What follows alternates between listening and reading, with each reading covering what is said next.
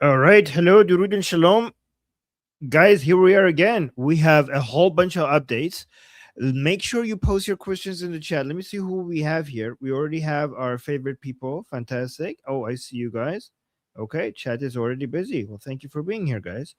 All right, so I'm going to make sure to pay a lot of attention to the chat because I want to make sure that we engage with you guys and we answer your questions. But before we do all of that, let's just get a real quick updates on what's happening so we're all on the same page.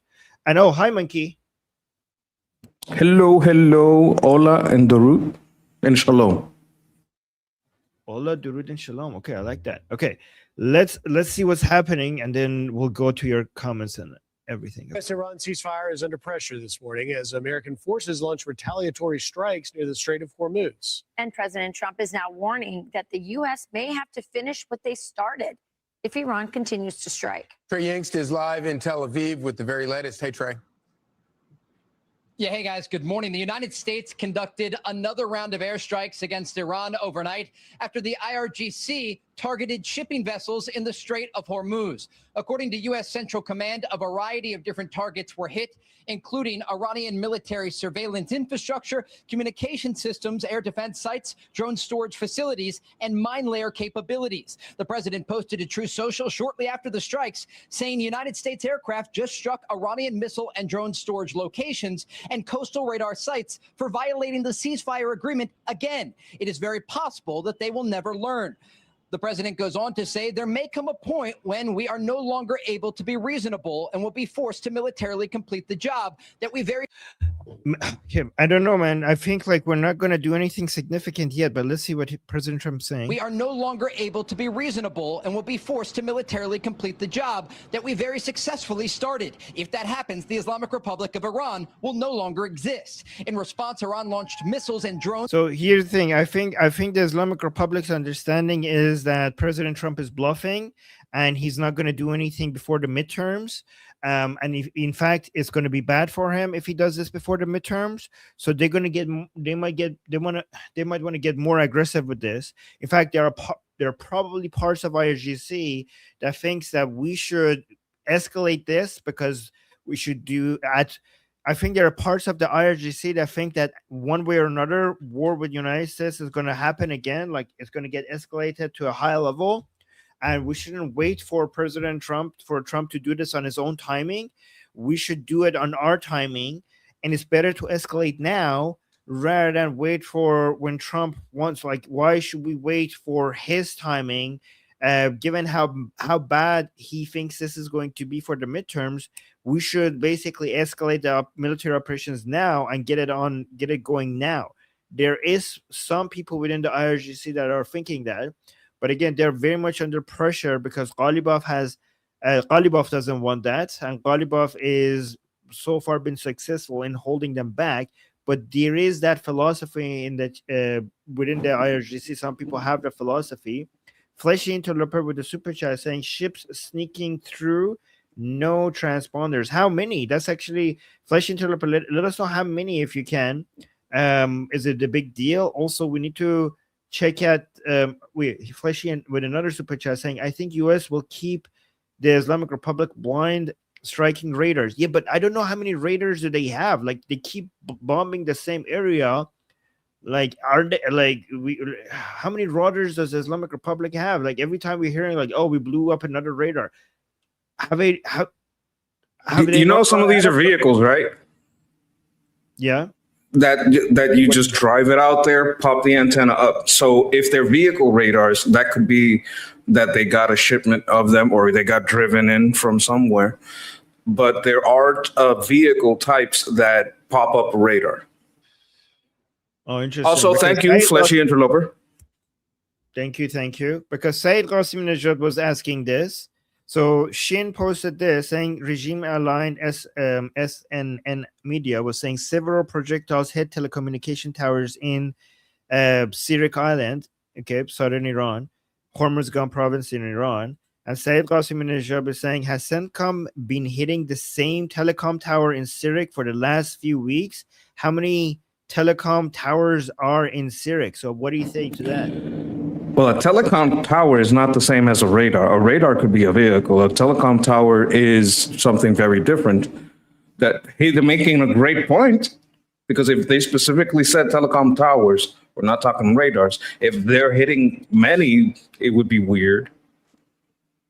Yeah, but that's a good question.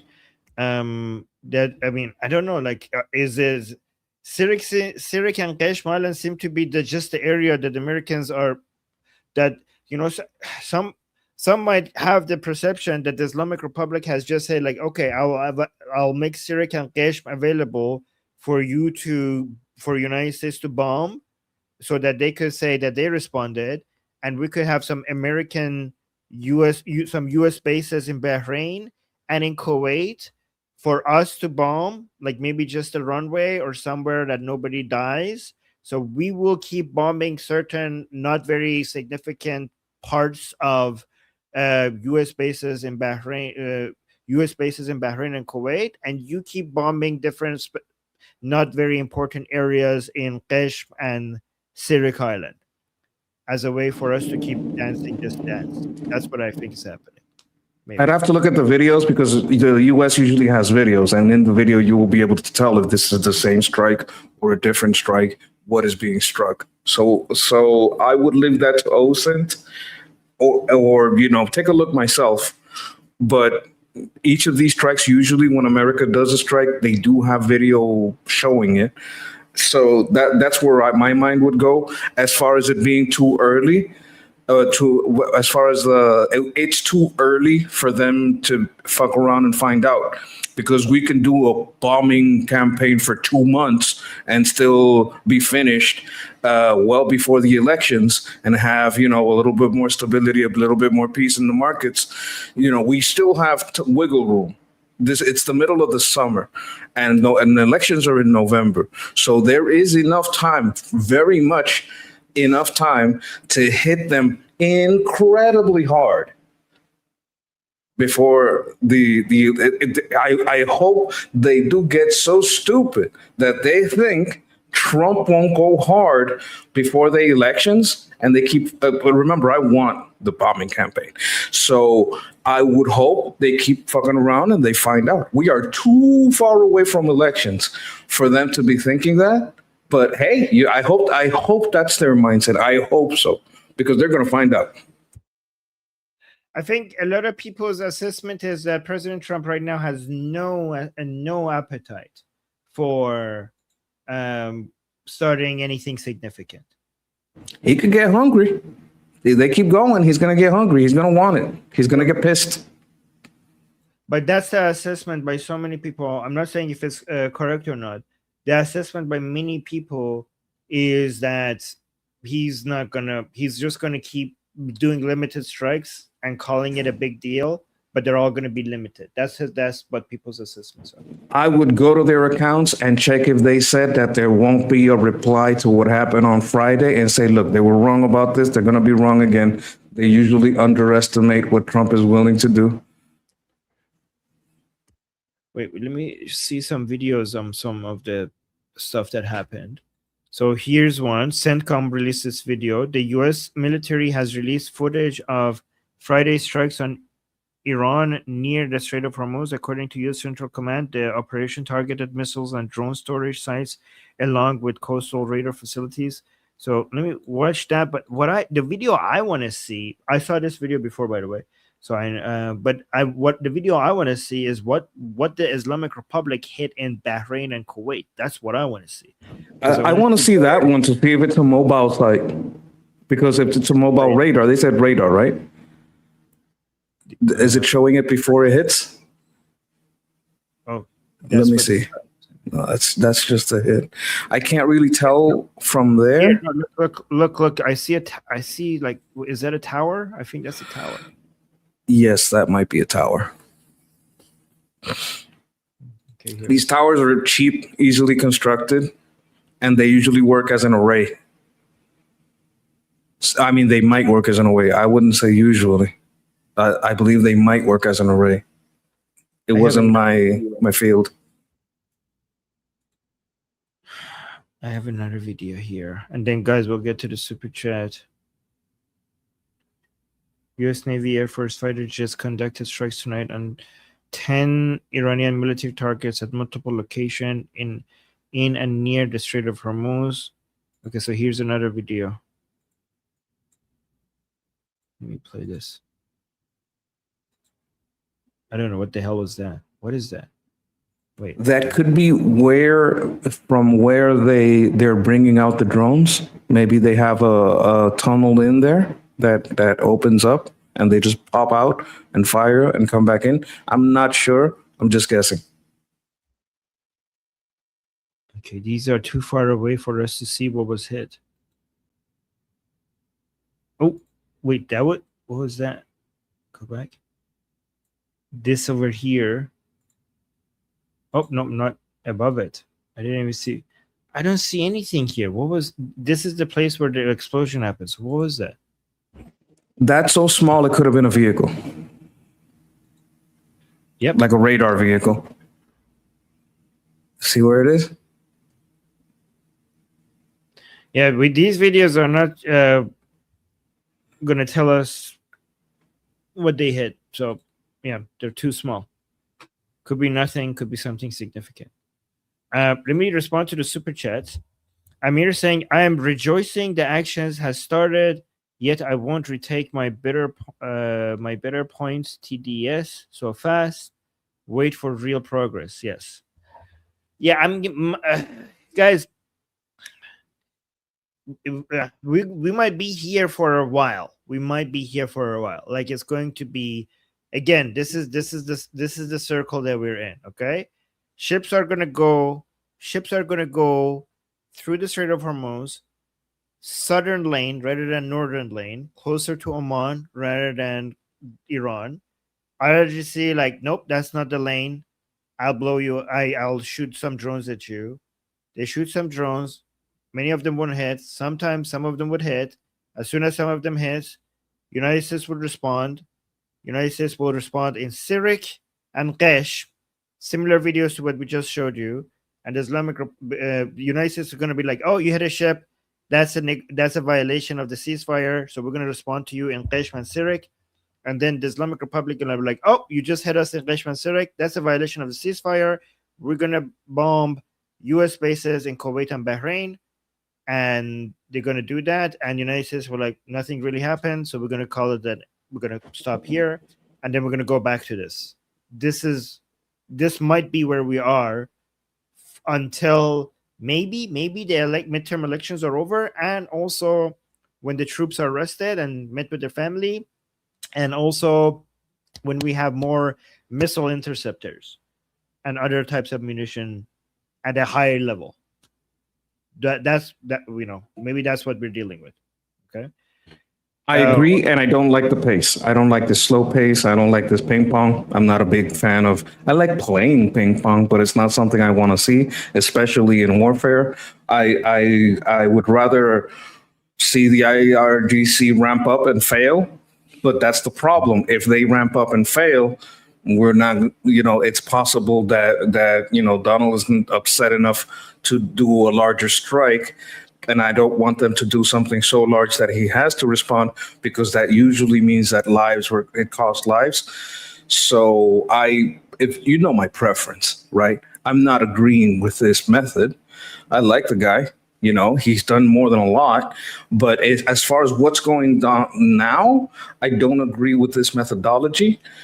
I think at some point, if they go too far, we do have a lot of time. Even within that 2 months of the MOU, we have enough times to hit them very hard and be finished hitting them incredibly hard before the elections. Right. All right. Let me do the super chats. Reincarnation Entertainment. Thank you, Tom, for the super chat saying, like and subscribe to Liberty Politics and Grease Monkeys channels. Yes, I will promote Grease Monkeys channel when more people are here for sure. Thank you for reminding me. Let me make sure I have it ready. I will do that. Thank you, Tom. You're always very kind. And then Fleshy Interloper with a super chat saying 50-ish ships chart in school. Okay, thank you for sending us that chart. 50, that's a lot. Wait, 50, isn't that 50 a day? Isn't that high, Fleshy? let us know. And then we have a question for you, Grease Monkey, saying, why did you pick a monkey? In the army and Americans in general call mechanics grease monkeys, right? So because I was a mechanic in the U.S. infantry, that's why I chose grease monkey. It's an American way of saying mechanic. Okay, cool. All right, let's go back to the update. The Islamic Republic of Iran will no longer exist. In response, Iran launched missiles and drones toward Kuwait and Bahrain. This was the second exchange of fire this weekend between the United States and Iran. Vice President Vance posted to X over the weekend saying Iran signed a ceasefire agreement. We have honored it. If they have disagreements about how the MOU is being applied, they can pick up the phone. But violence will be met with violence. The new military action comes as the situation between Israel and Hezbollah plays out as a separate but parallel issue. The Israelis launched new strikes against Hezbollah this weekend as Hezbollah continued attacks against Israeli forces in southern Lebanon. Late last week, there was a diplomatic breakthrough in Washington as the Israelis and Lebanese signed a framework agreement aimed at normalizing ties between the two countries and disarming Hezbollah.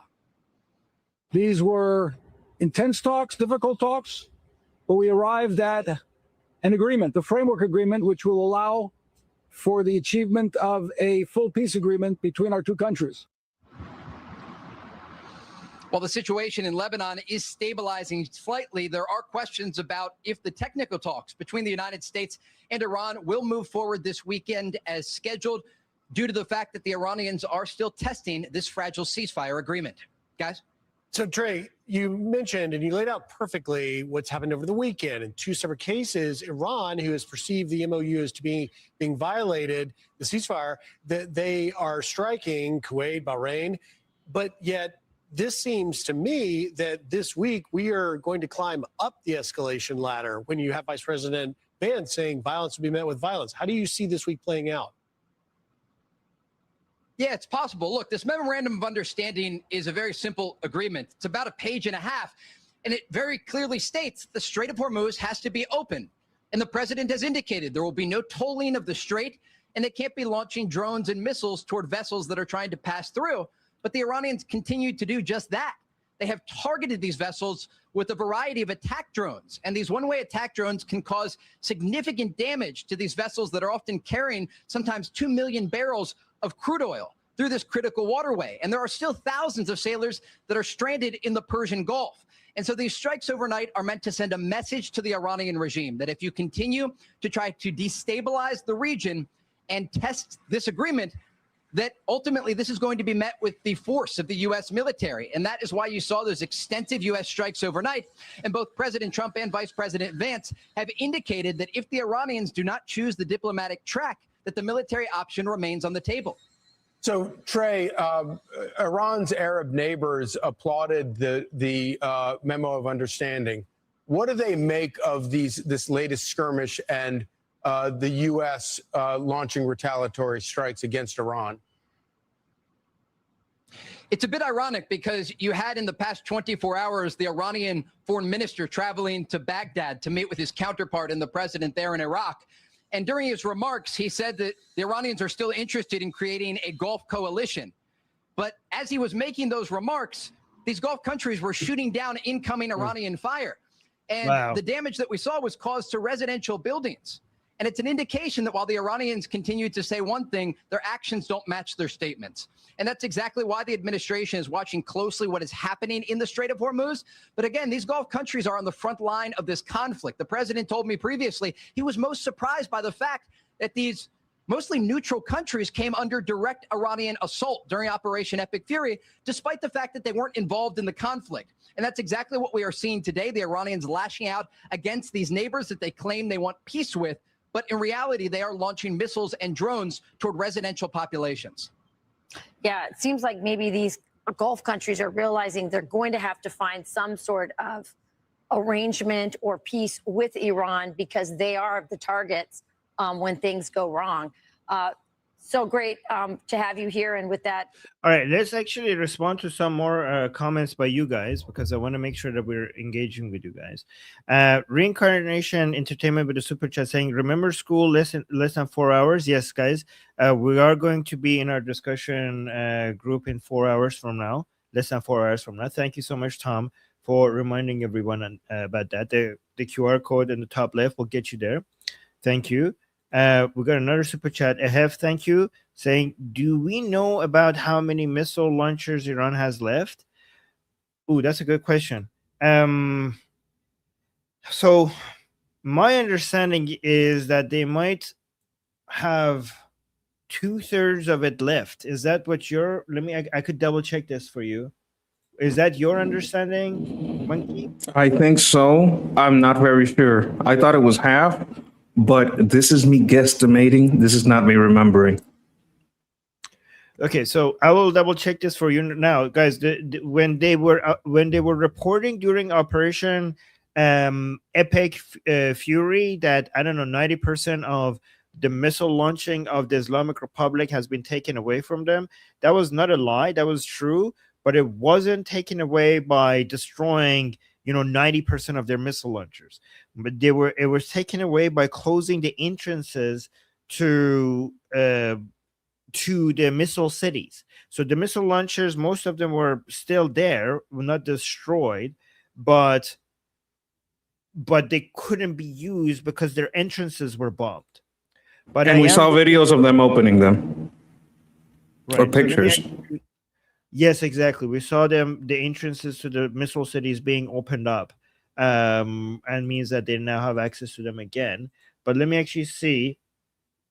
So launchers, U.S. and Israeli airstrikes have destroyed or heavily compromised roughly 50 to 70% on Iran's active ballistic missile launchers. So, okay, so that's pretty high, actually.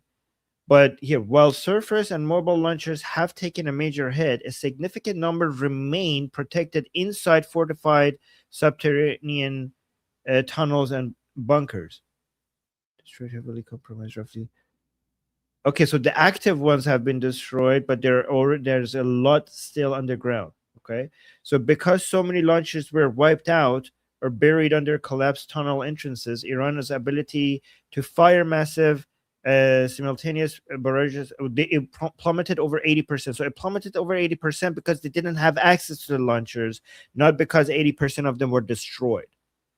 While launchers are the main bottleneck, Iran is estimated to still hold roughly 70% of its overall pre-war missile stockpile. Okay, so there's three different numbers, right? The missile stockpile, the launchers, then the access, the ability to launch missile. These are three different numbers, right? So the launchers, half of them were destroyed. The ability to launch during the Operation Epic Fury was reduced by 80%, but that doesn't mean that the launchers were destroyed by 80%. Missiles, they still have 70% of the missiles. So these are three different numbers, and I gave you all three based on the intelligence reports. What do you think about that?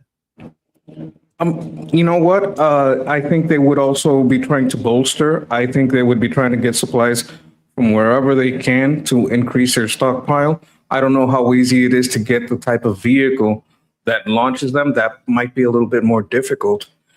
And should we comment on the video we saw? Like, I'd like to say something about the Lebanon side and the Persian Gulf partner side. On the Lebanon side, I think this is my optimistic view. Right. My optimistic view is that behind the scenes, they're going to start doing joint training. It's you guys are having difficulty finding them. Let me show you how we find them. Let me give you our intel. Let me help you do your job so we don't have to do it for you. Right. And help with training, help, share, because I'm sure some of these Lebanese soldiers have suffered at the hands of Hezbollah. So I'm wanting and hoping that there's joint training, maybe some equipment sharing or some equipment, training. And as far as the Gulf partners, Mikey, keep talking. I'll be right back. I'm getting a very important call from an important person. Okay, very important. Keep talking to people. I'll be right back. It's very important. It's about what's happening right now. Okay, I'll be right back. Keep talking. All right. As I was saying, What I would like to see is more training and joint exercises between the Lebanese military and the Israeli military.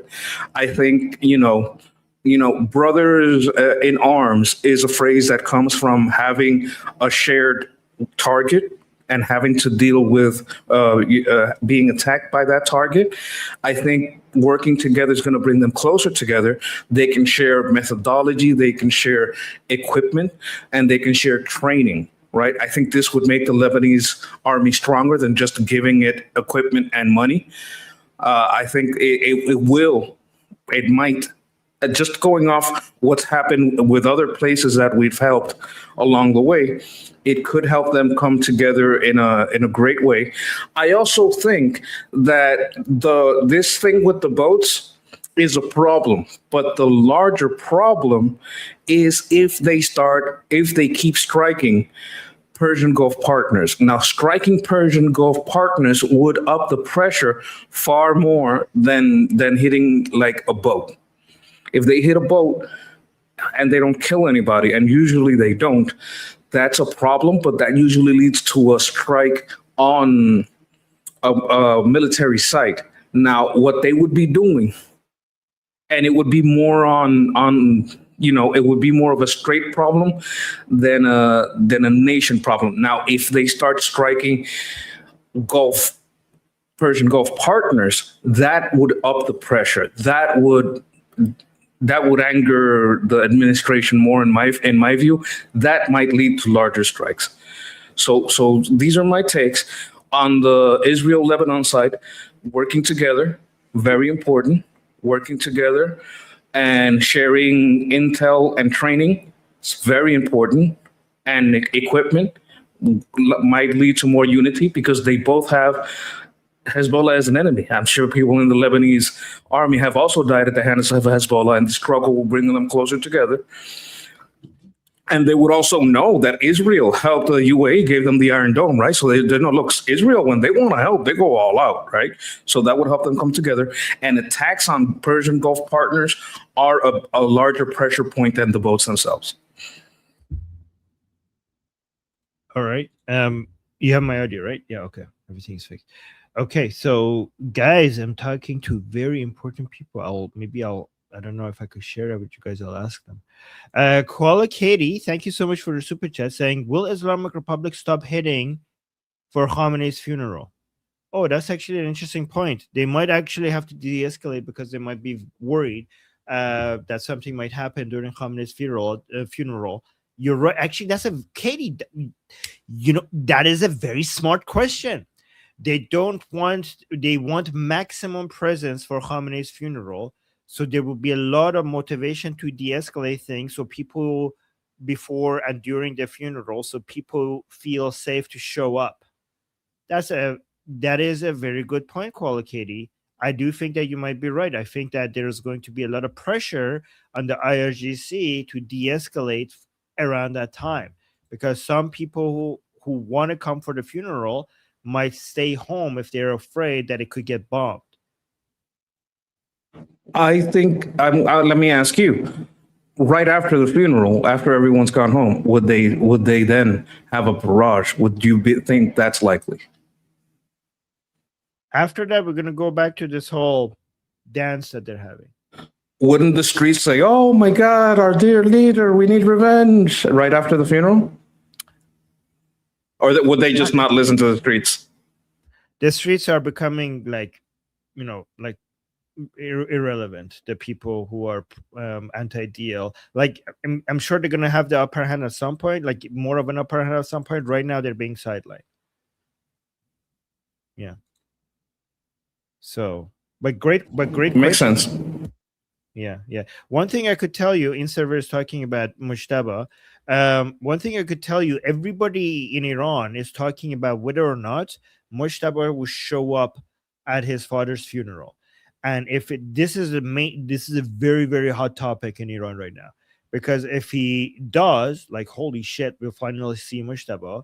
If he doesn't, everybody holy fucking shit, he didn't even show up for his father's funeral. like more people are gonna think that okay, he's dead. If he doesn't show up, more people are gonna think like he's dead. Like this is it. There's no way. Do you think he'll look like a rainbow Darth Vader with mechanical legs and half his face burned off? Sure, why not? Speaking about his face being burned off of, like, it is possible that they might bring somebody else that is not him, and they cover his face saying his face is burnt out. So they might bring someone else. Oh, do a half mask like Phantom of the Opera. No, because you could tell if it's him or not if you show half. They have to cover his entire face if they want to bring someone else.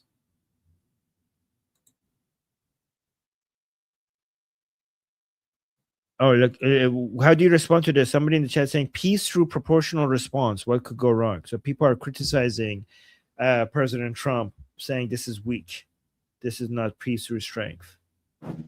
I mean, you're not going to get a disagreement from me. I want to start bombing again. I like the guy. That doesn't mean I agree with everything he says or does.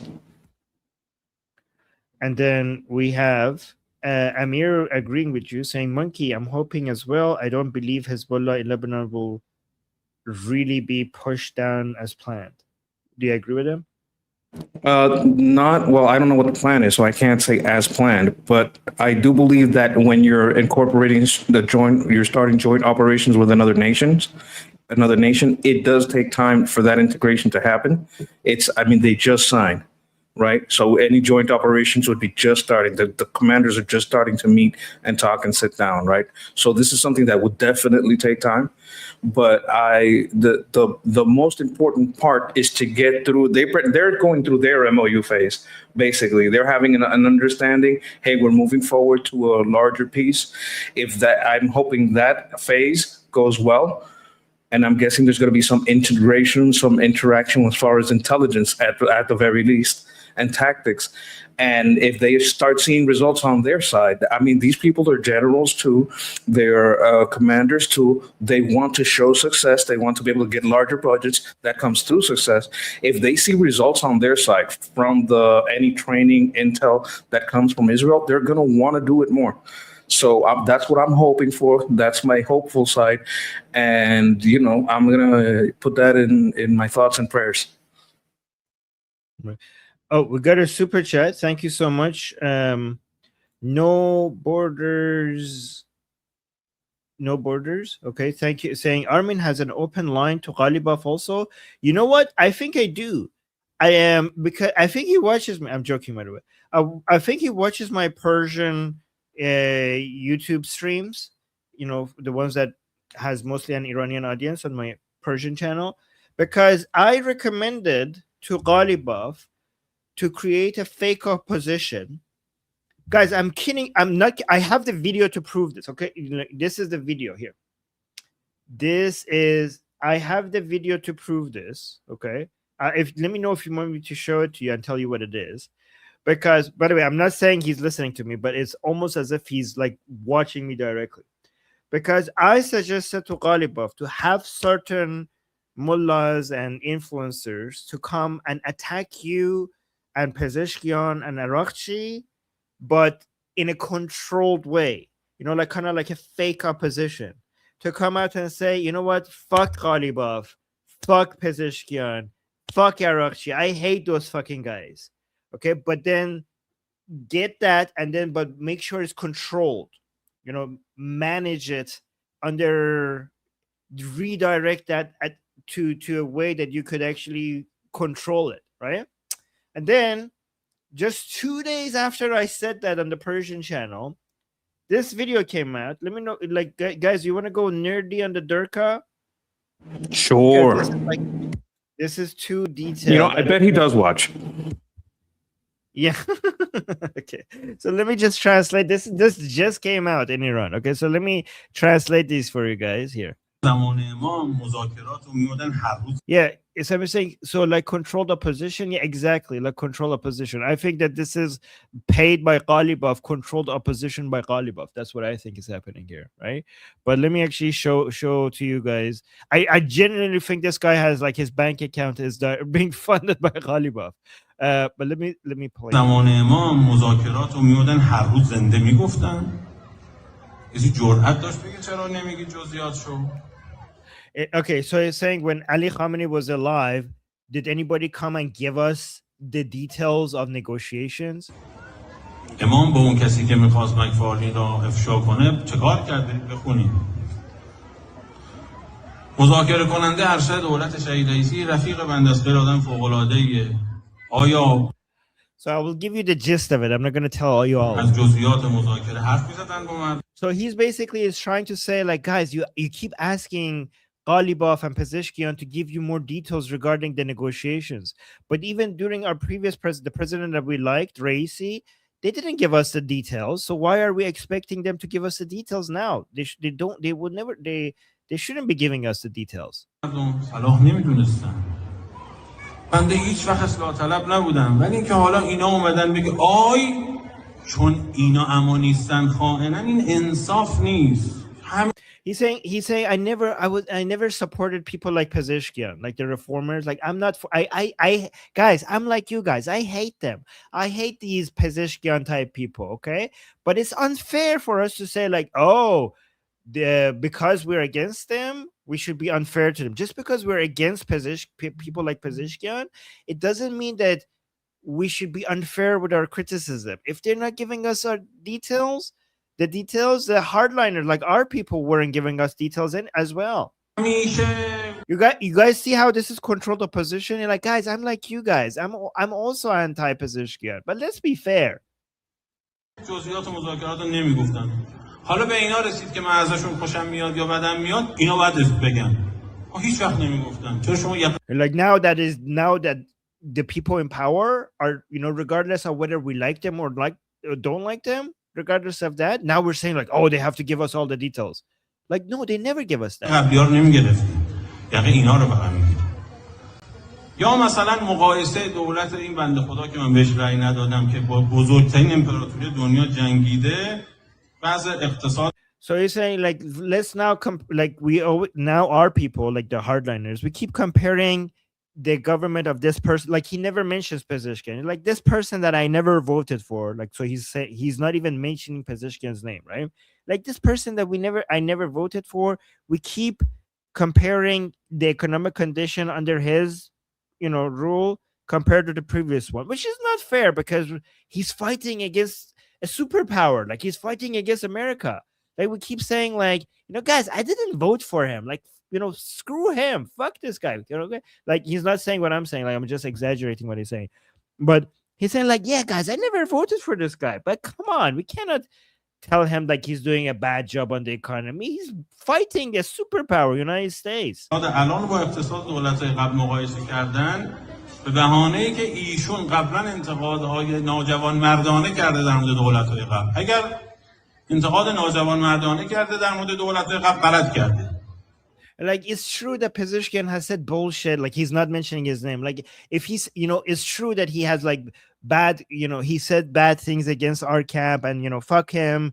If he has done that, that's true. But اما ما حق نداریم به خاطر اشتباه کسی ما هم ظلم کنیم. دولتی که وسط like even though the government has done many mistakes, we don't have the right to do the same mistakes ourselves. جنگ با آمریکاست. هر روز شما تو دل مردم خالی کنی تورم انقدر شد.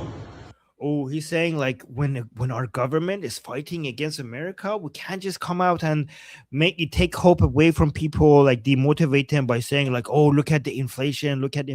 So he's basically asking people to stop talking about inflation. این به نفع مردم نیست.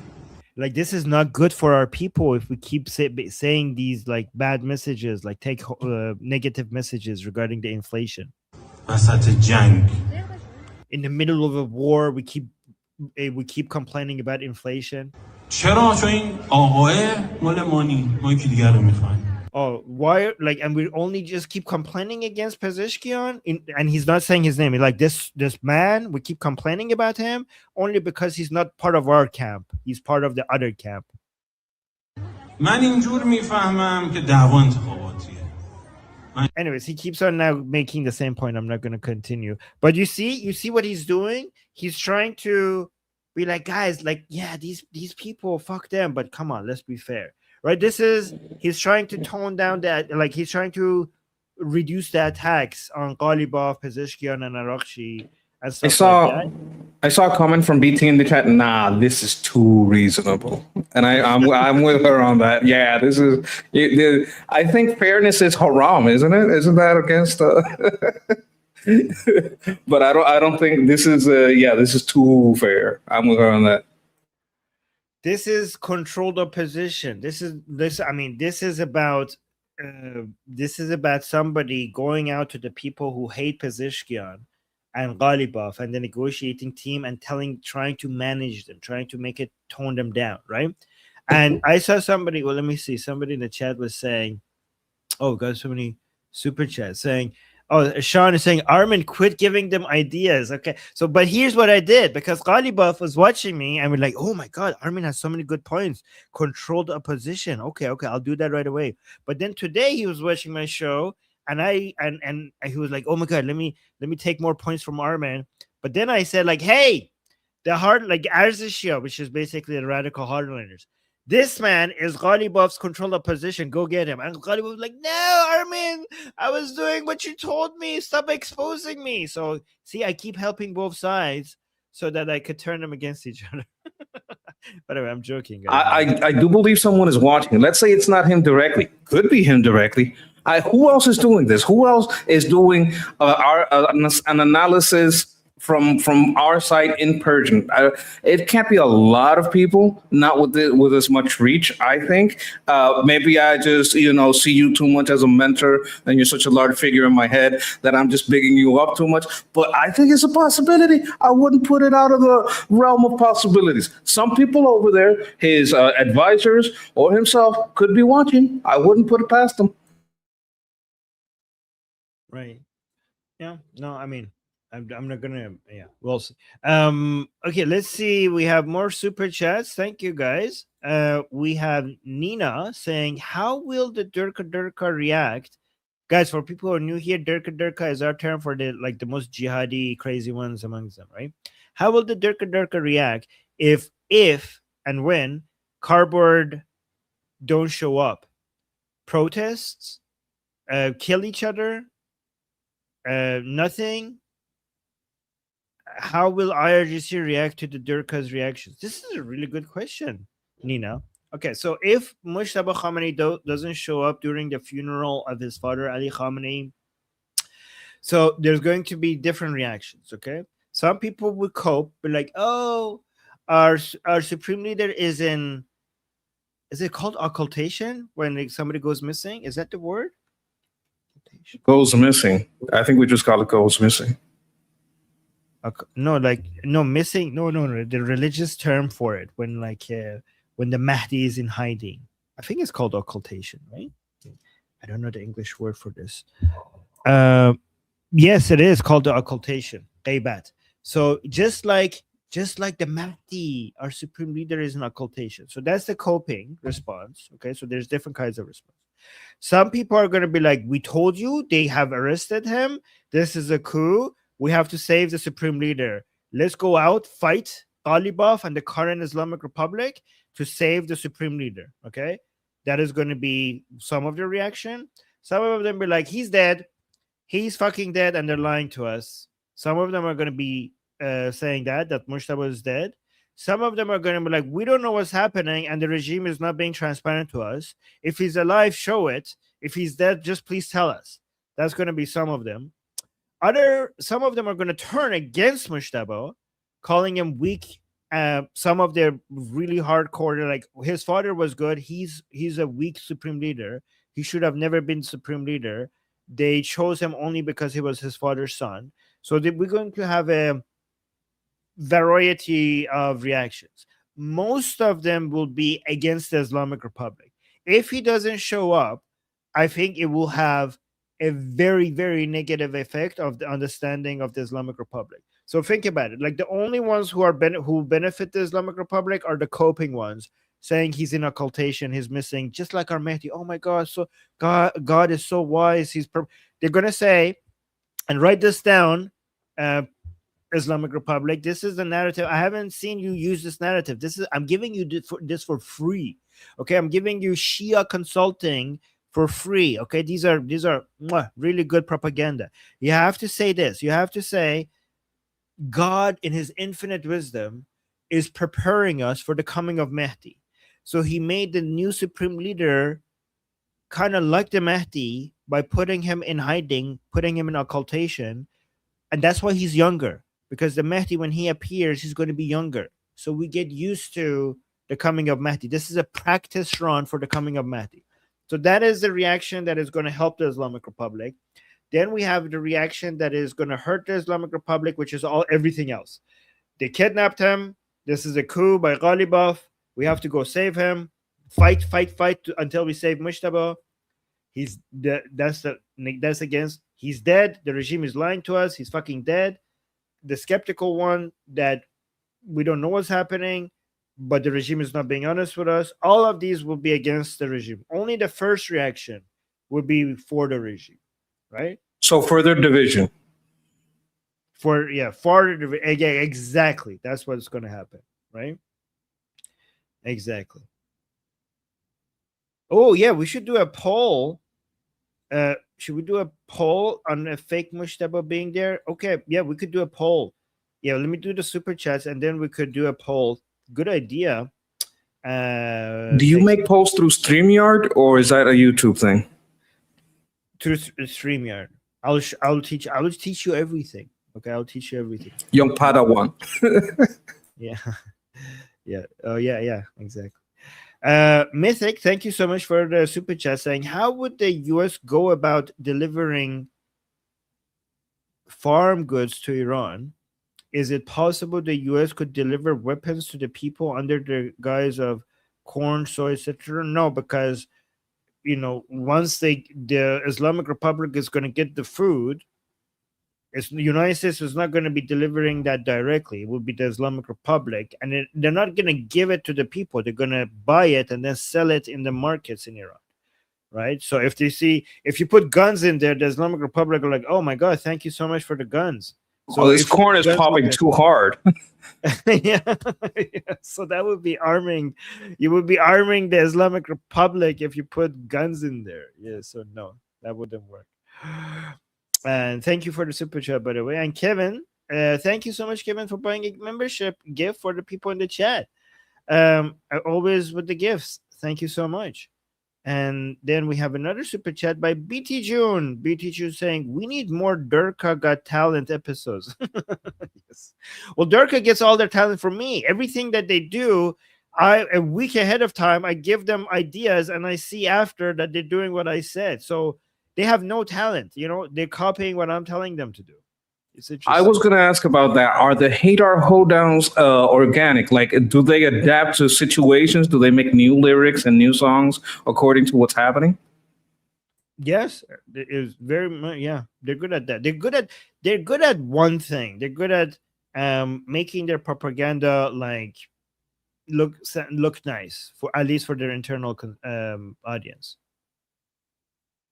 Oh, maybe do some reviews of the new ones if you find some ones that are particularly funny or stuff like that. Yeah. Oh, we got another comment here by Todd saying, Armin, is it your understanding that Ghalibaf basically has a red phone in his office to the White House like JFK? Yeah, there's two red phones happening right now, okay? Two. One between Ghalibaf and the White House.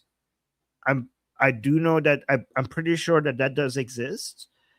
Also, there's actually three. There is Mujtaba's is pink, right?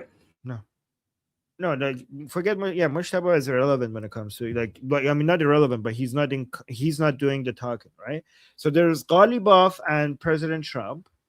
There is a WhatsApp communication between Araghchi and JD Vance, okay, and there's IRGC representative and CENTCOM in Doha, right? So Araghchi and JD Vance are talking with each other on WhatsApp. There is a red line between Ghalibaf and President Trump, and there is another direct line of communication between CENTCOM and IRGC based in Doha. So there's three that we know of at least. Yeah, the pink one was just a joke. Oh yeah, of course. Yeah. Okay. Nina with the super chat saying, and how will, oh yeah, I didn't even catch that. Now that makes sense. Okay, sorry. I thought you were talking about something else. Okay. Nina is saying, and how will IRGC react if they start to protest? So we're seeing more and more normalization of speaking shit against the people who are against the negotiations. And if, I don't know when, but if we keep moving into this direction, we're going to see at some point heavy enforcement on people who are troublemakers because they're anti-deal and anti-negotiations and anti-MOU. I don't know when this enforcement will happen, but it seems like we're moving in that direction. So be prepared for at some point seeing even arrests happening. Didn't we recently see some shooting? I don't know if it was in the air just to clear people away. Yep, we did see some shooting among these crowds. We don't know. We still don't know what happened there. My suspicion was that they were getting too rowdy and some shots were thrown in the air like, hey, don't get fresh. Yeah, that's a good guess. All right, let's do our poll, okay? What is the poll question? Is Mujtaba alive? Is that what we're going with? Or will he go? Guys, are we doing is Mujtaba alive, or are we saying is Mujtaba going to show up at his father's funeral? Or just keep it simple. Is Mujtaba alive? Can there be threes? Is there a way to do more than two options on a poll? Yeah, there's 4. You could do 4, but I think we should keep the question. Let me actually answer Texas Troop. Texas Troop is saying, what is the likelihood of using the mosques as munitions factories to produce more drones, missiles, and missile launchers? It could be used as storage, but my understanding is factories require, unless you're closing the mosque completely and just using it as a cover, maybe. But a factory will be too obvious. There's too many operations are there. Like if people are going in the mosque and praying, then the people will know that, like, it would be obvious that this is, I mean, if you're shutting, so here's the thing. If you're using a mosque as a cover, the mosque has to be shut down and people can't go pray there, because if they go pray there, it would be obvious that this mosque is being used as a factory. But if you shut down the mosque completely and use it as a cover, then people's satellite images could see that a mosque that is not being used for prayer, cars are is active, there's electricity on, people are coming in and out, different vehicles are going in and out. You can see people's body heat being detected and everything like that. So it will be in my opinion, if you want to use a factory that is like a hidden factory for drones and missiles, it has to pretend to be a factory for something else. It needs to be, you need to pretend that the factory is producing something else. That's what you need to do. Can I respond in there's different types of munition. So in America, a lot of people load their own ammo.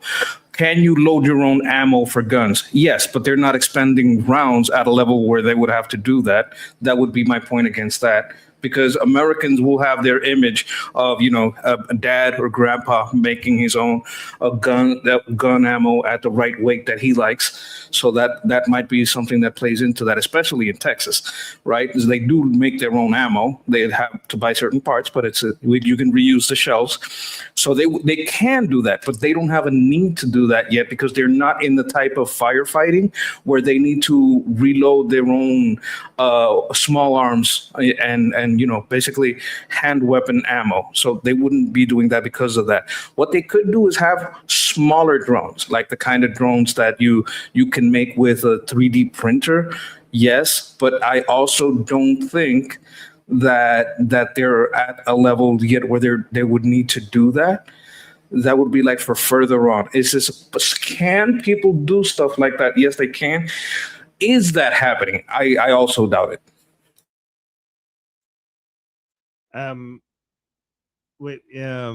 Amy is saying, can we get a link to Monkey's YouTube channel, please? Yes, of course. And let me see, he has 170 subscribers, so we're moving our way all the way up to 1,000. So guys, here's the link in the chat, posting it right now. go make sure you subscribe to Monkey's channel. We're trying to get him monetized. So here's the link. Okay, there we go. Thank you, Chad. You guys are awesome. Thank you. All right, we got another super chat from BT June. Oh, this is very important question. So, Monkey, how do you respond to this? Maybe we could do this. Mushtaba hologram on stage like Tupac in Coachella. I don't know if they have the technology, but I'm sure if they could, they would. This is like kind of like culturally very significant. It was one of the first holograms that looked nice. And Tupac is very well liked in America. So I get what she's talking about. It's absolutely a possibility. And BT, you can also come down and pass by the channel. I'd love it if you would pass by over there. Right. Ooh. Here's a question. Fleshy Interloper with the super chat. Thank you so much. Saying revolt while Durkas are at funeral. Oh, so Ali Khamenei's funeral. Should you? You're saying that the Iranian opposition against the Islamic Republic, they do revolt then because the Durkas. Well, here's the problem: the Durkas will be in the streets in mass numbers, so that might be a bad time to do an uprising because then you have to deal with the regime. You have to deal with the regime enforcement and the Durka people at the same time. What about Durka on Durka, violence? Because some people are like edging them on into that. Yeah, that's what we're hoping for. We're hoping for Durka and Durka violence. That's what we're hoping for. But I'm not seeing. I don't know if it's going to happen at the funeral. But I mean, the division between them is escalating. Like these jihadi people are turning against each other. I don't know if we reach to the point where we're going to see that at Ali Khamenei's funeral. We might see some tension, but I don't know if it's going to get violent. Yeah. And then we got another super chat by Saber Coaching saying mosques need renovations and upgrades. Oh, wink, wink. Like, oh yeah, maybe we're renovating. Yeah, our mosque. So you could, yeah, but then. Like you need how long can you be renovating a mosque? If you want to act like your mosque kinetic renovation. Kinetic renovation, yeah. But if you want to continue building missiles in your mosque, people are like you have been renovating this mosque for 2 years and nothing looks different. Right, so we could help them with some kinetic renovation. We could do that. I mean, if they got something in there, we'll help them out. Yeah, we could renovate that for you. Okay, we could improve your mosque with some boom booms. Okay, so here's the poll that Fleshy Interloper were suggesting. Fleshy was saying, poll, he will not come. He will come if they will bring out a fake Mushali or Mushtaba, and then or a real Mushtaba will show up. Is that the poll options? What do you think, Monkey? Should I just ask a simple post asking if Mushtaba is alive or not? Or no, we should make it about the funeral, probably, right? Because that's what we're waiting for. Will Mujtaba show up at his father's funeral? Right? So let me see. Mujtaba.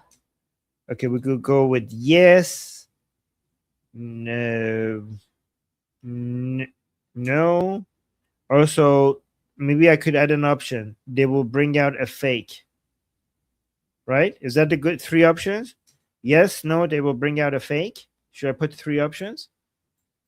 I think that's good options. I accidentally was adding someone in the 2, it makes a sad face or the angry face, but I'm happy with those options. Okay, so let me add the poll then, see what the chat thinks about this. Oh, look, BT is on your channel now. Damn, you grease monkeys. I did hit her with a wrench. Yeah. Okay, let me put the poll. Okay, Texas Trooper agrees. Let's do the poll. Will Mushtaba show up at his father's funeral? God, everybody's. When is the funeral? Is it in 7 days? I think it's in 7 days. No, guys, everybody is okay. So create the poll. Start and show. Okay, so guys, we put the poll in the chat. Will Mujtaba show up at his father's funeral? put a 1 in the chat for yes. And guys, by the way, yes, it's on 4th of July. It's July 4th. Oh my god. That's crazy. Why did they pick July 4th?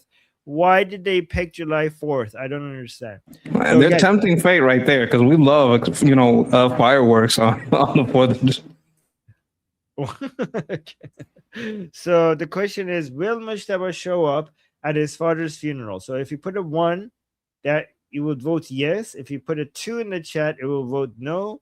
And if you put a 3 in the chat, it will vote, they will bring out a fake. Wow. Okay. I didn't expect people to vote like that. So there is 2, yes, no. Okay. I'm gonna vote 2 myself. I have no idea though.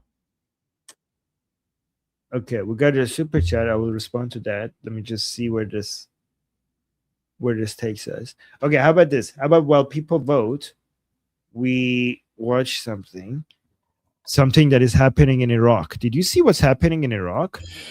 I just woke up when we went on. I was just grabbing my coffee and just getting ready for the day. What's been going on?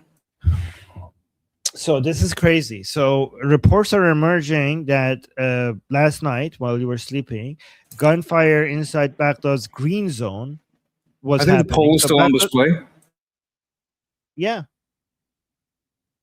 We're letting people vote while we're going through this. Okay, let me just finish this. Okay, so there was in Baghdad's green zone. So guys, Baghdad's green zone is where the embassy, U.S. embassy and all the safe area is, right? So there was shootings there. This was really a big deal. So we didn't know what was happening last night when this started, but now we know. As government-aligned special forces backed by Iraq army reportedly move against pro-Islamic Republic, it says pro-Iran political figures. So the government in Iraq is now going after politicians in Iraq that are with the Islamic Republic in Iran. So this is a major escalation. The details are still developing and should be treated as unconfirmed. But the bigger question is clear. Is Iraq beginning to reclaim its sovereignty from the Islamic Republic in Iran? Since the fall of Saddam, Iran has embedded itself deep inside Iraq's political system, militia networks, and security architecture. Tehran has treated Iraq less like a neighbor and more like a forward operating base. Recent reporting has also pointed to Iraq-linked covert cells operating inside Iraq and using Iraqi territory to threaten Persian Gulf states and U.S.-aligned interests. So if Baghdad is now moving against pro-Iran power centers, this may not be just another internal political clash. It may be the beginning of a much larger fight: Iraq versus Iran's occupation network, sovereign state versus militia state, Baghdad versus Tehran. So this is what I think is happening. I think that the United States is very effectively pulling the last teeth of the Islamic Republic. This is a defanging process of the Islamic Republic. In Lebanon, the United States is heavily pushing the Lebanese government to kick out Hezbollah. We hope that we know the Lebanese government doesn't have the military strength to push out Hezbollah, but the US might be backing them. By the way, I forgot to show you the video because the video is crazy. Okay, let me see. Let me see this. Oh, there's no audio. But guys, yesterday we had so many videos coming out of Iraq showing a lot of activity in the green zone and military forces moving around and arresting people and taking people out. I don't know if I have. Here's another video of what happened. They kind of look like Humvees. Yeah, they're probably American. So there was this one, but also we had Emily Schrader posting this, saying Iraqi Prime Minister Ali al-Zaidi shuts down the green zone and is reportedly arresting pro-Islamic Republic politicians in Iraq. Watch this. There's no idea, by the way, for this one either. So, guys, a lot of people are criticizing President Trump for not doing enough, but it might be that behind the scenes, a lot is happening. Like a lot is happening. Like what we're seeing is It would be the saying best that time. Yeah, this is a good time. Oh, people are saying, Armin, the pole is blocking our view. Oh, okay. I mean, you saw it's not. It's in the black area. Look, you can see it. Or maybe the previous video. You were talking about the previous video. Okay, let me. They Finish might the mean poll. that. The previous video. Okay, let me see. Let me finish the poll then. Let's see. Okay, so wow, only 5% of you said yes, Mushtaba will show up at his father's funeral. And wow, okay. And then 60% said no, he's not going to show up. And 36% voted that they will bring out a fake. Okay, all right. We'll see in 7 days. Would him not showing up be more likely to cause a rift between the ones on copium and the ones that are salty, the ones on saltium versus copium Durka? Yes, that would be the worst. If they bring out a fake, it's going to become obvious that it's a fake, and it's going to cause a lot of drama. Right? So we'll see. Okay, so let me show you this video again to you guys for what happened in Iraq, in Baghdad. So given that the poll was blocking you guys earlier.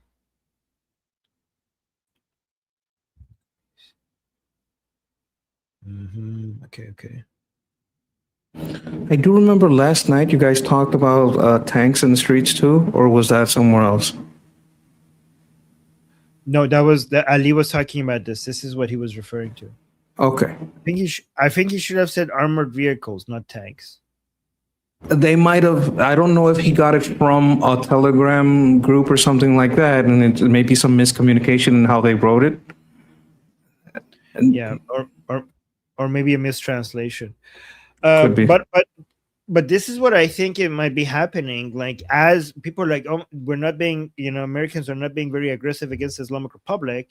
I think that during the ceasefire, they're from behind the scene, they're defanging the Islamic Republic by moving against Hezbollah in Lebanon and moving against the Islamic Republic politicians and militia groups in Iraq as well, which is these are the last remaining deterrence capabilities of the Islamic Republic. If they do this effectively, a lot more might be happening against the Islamic Republic than people realize. People see explosions, they're like, "Ooh, yay! Islamic Republic blow up," but it's blowing up. It's like is experiencing a lot of damage, and we're hurting them bad. But I think this might be even more devastating than people realize. What do you think? These are the guys that had almost the same logo as the Islamic Republic and Hezbollah with the hand with the gun like that. Is that these guys? And the people aligned with them, like in government. So in the guys, tell Sadato that he's behind. He put a 2 in the chat. Tell him he's behind. Move forward in the live stream. So in Iraq, we have multiple different groups, right? We have the main proxy group, militia proxy group in Iraq that is pro-Islamic Republic is Hashd al-Shabi. We have multiple Shia proxy groups in Iraq that are considered to be proxies of the Islamic Republic. The main one is Hashd al-Shabi, right?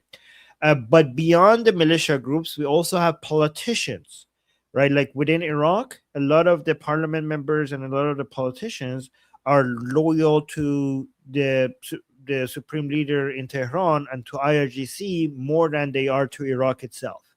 They're agents of the Islamic Republic within the politics of Iraq, right? So this is like an invasion, like this is colonization of Iraq by the Islamic Republic. So what we're seeing here, so we have been getting reports that the United States has continuously been bombing Hashd al-Shabi bases in Iraq all of this time. But now what we're seeing is that they're going for the politicians as well. Like the new prime minister of Iraq that became the prime minister with the support of President Trump. Because remember, like if this al-Zaidi guy they were trying to bring, like Iraq, based on the results of the elections, they were trying to bring Nouri al-Maliki, make him the prime minister of Iraq. And President Trump, like, fuck no, I'm not going to let that happen. And President Trump's pressure worked. And instead of getting Nouri al-Maliki, which is more loyal to the Islamic Republic, they got this al-Zaidi guy, right? And now this al-Zaidi guy, which is basically the person that President Trump wanted as a prime minister in Iraq, is now making all of these moves in going out and arresting the politicians in Iraq that are loyal to the Islamic Republic, which means that people need to know that if the Islamic Republic loses Iraq and Lebanon, it's over for them. A lot of people think this is just ideological. It's not just the ideology is an excuse. The Islamic Republic is actually being very strategic. They know that their proxies in Iraq and in Lebanon are their main deterrence, their main leverage in everything they do. And if the United States manages to take these away from them, take Lebanon and Iraq away from them, they're completely naked. They have no protection. Like, the Islamic Republic will be so easy to deal with. So if President Trump is using the ceasefire to do this in the meantime, this is actually very strategic and very smart if they're successful with it. Remember, I wasn't very hopeful with the Lebanese army against Hezbollah. But yesterday, when I was doing my live stream with Ali, I told Ali to bring up the agreement that Lebanon and Israel signed with each other, and United States was a signatory to that as well. And I told him to bring out Section 11. And then we read Section 11, and it showed that United States will be committed, not just the Lebanese government, not just the Lebanese army. The United States will be helping Lebanon and committed to keeping the Islamic Republic out of Lebanon, like stopping the Islamic Republic from supporting Hezbollah.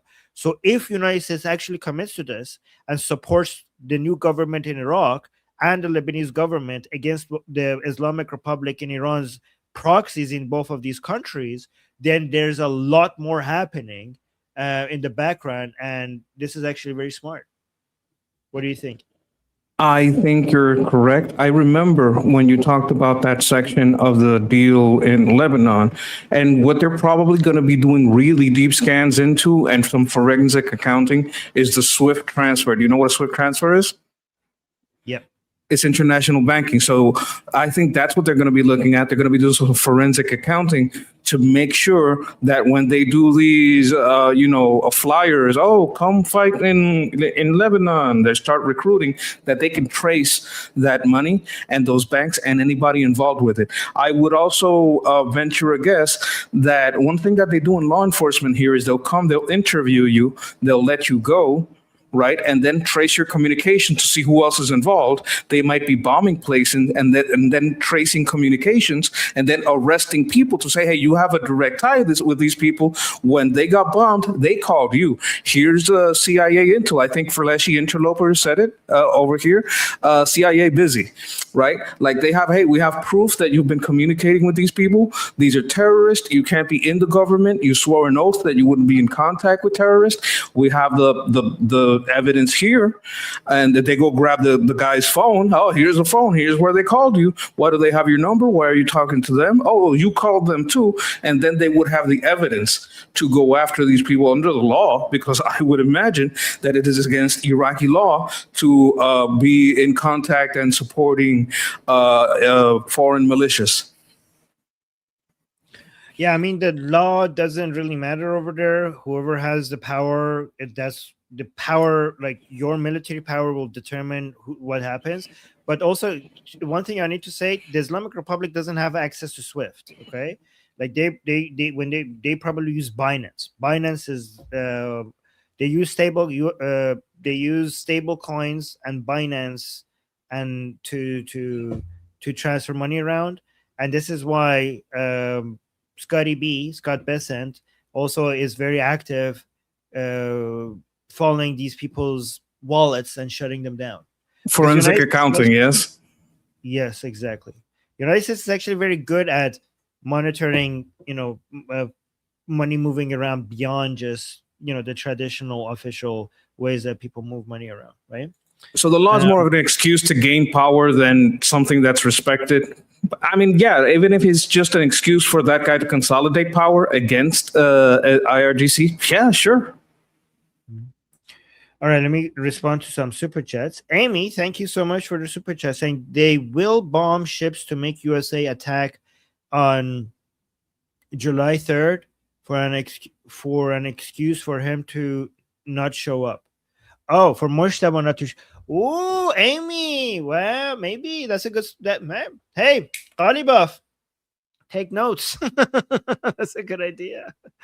Yeah, but you know, I didn't think about it. They might. So because I was thinking that maybe they want to keep everything stable, so that people do show up. So that because they're very desperate to show that we have a lot of supporters, they're doing everything to have a large number of people show up at the funeral, right?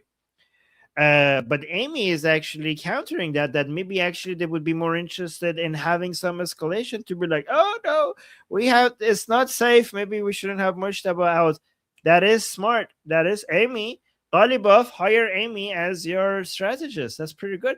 Look at this, guys. You guys are not even been involved in Iranian politics, and you guys are I'm so proud of you guys. Didn't they have to make fake videos last time, like from other funerals and putting it out there to fake how much people went out? I think Goldie exposed some of that, or you did. I can't remember too. It was so long ago, but there was some fake videos. Oh, it was so full. No, this is just one little corner, and this other video, that's an old video. Yeah, that did happen. Yeah, to be fair, the pro Islamic Republic people in Iran figured it out and were like, "You fucking messing with us!" Like more pro regime people are coming out and saying, "Stop fucking with us! You guys are lying to us." So that is a lot of this is not working, even on their own people. And thank you, Amy. Thank you for the super chat. That was a good one. Yeah. Here's another thing I need to say about the funeral. They have reported that they're not going to have Ali Khamenei's body on the ground. They're going to just be having in the air, flying him around over the crowds. So I don't know what do you think? What do you think they're doing that? Ali Khamenei's body. So everybody's expecting that when they go to the funeral, his cascade with his body in it is going to be in the crowd, and people are going to be like, "Oh, sad," like trying to touch it, everything like that. But they're not doing that. They're going to be like, "Yep, it's up in the air, it's flying by, wave." Okay, that's it. That's what they're going with. That's a little weird. Maybe they're afraid that nobody wants to get too close, or that there might be a riot.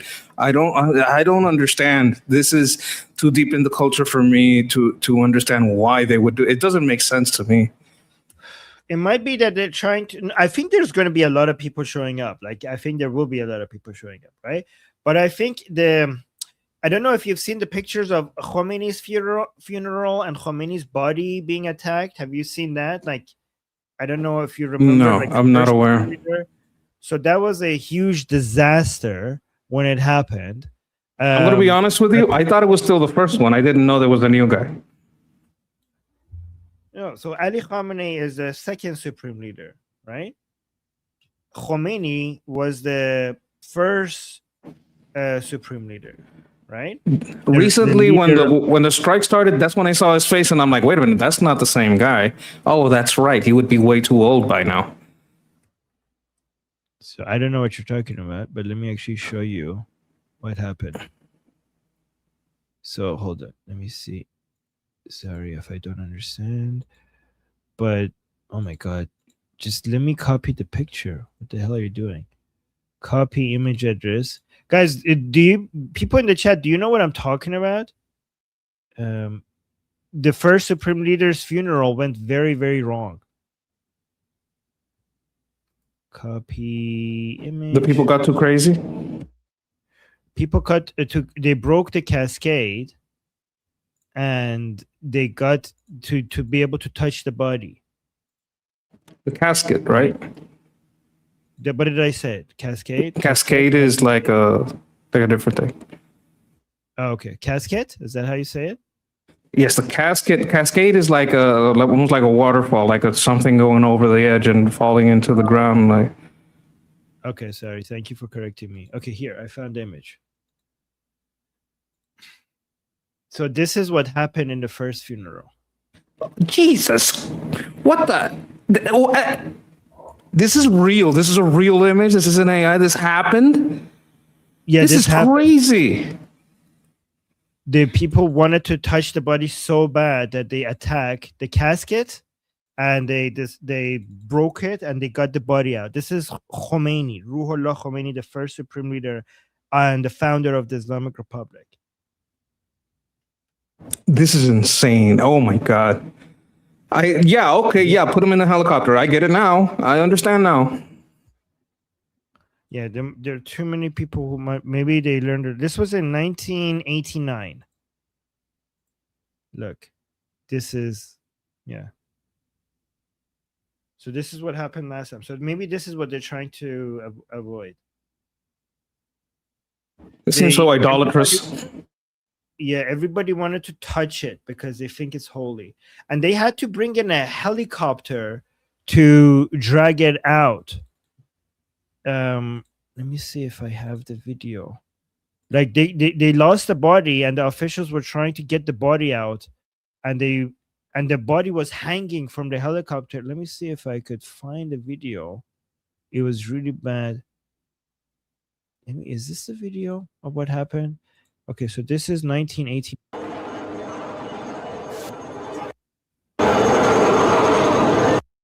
This is the Khomeini. This is 1989, where the first supreme leader's funeral.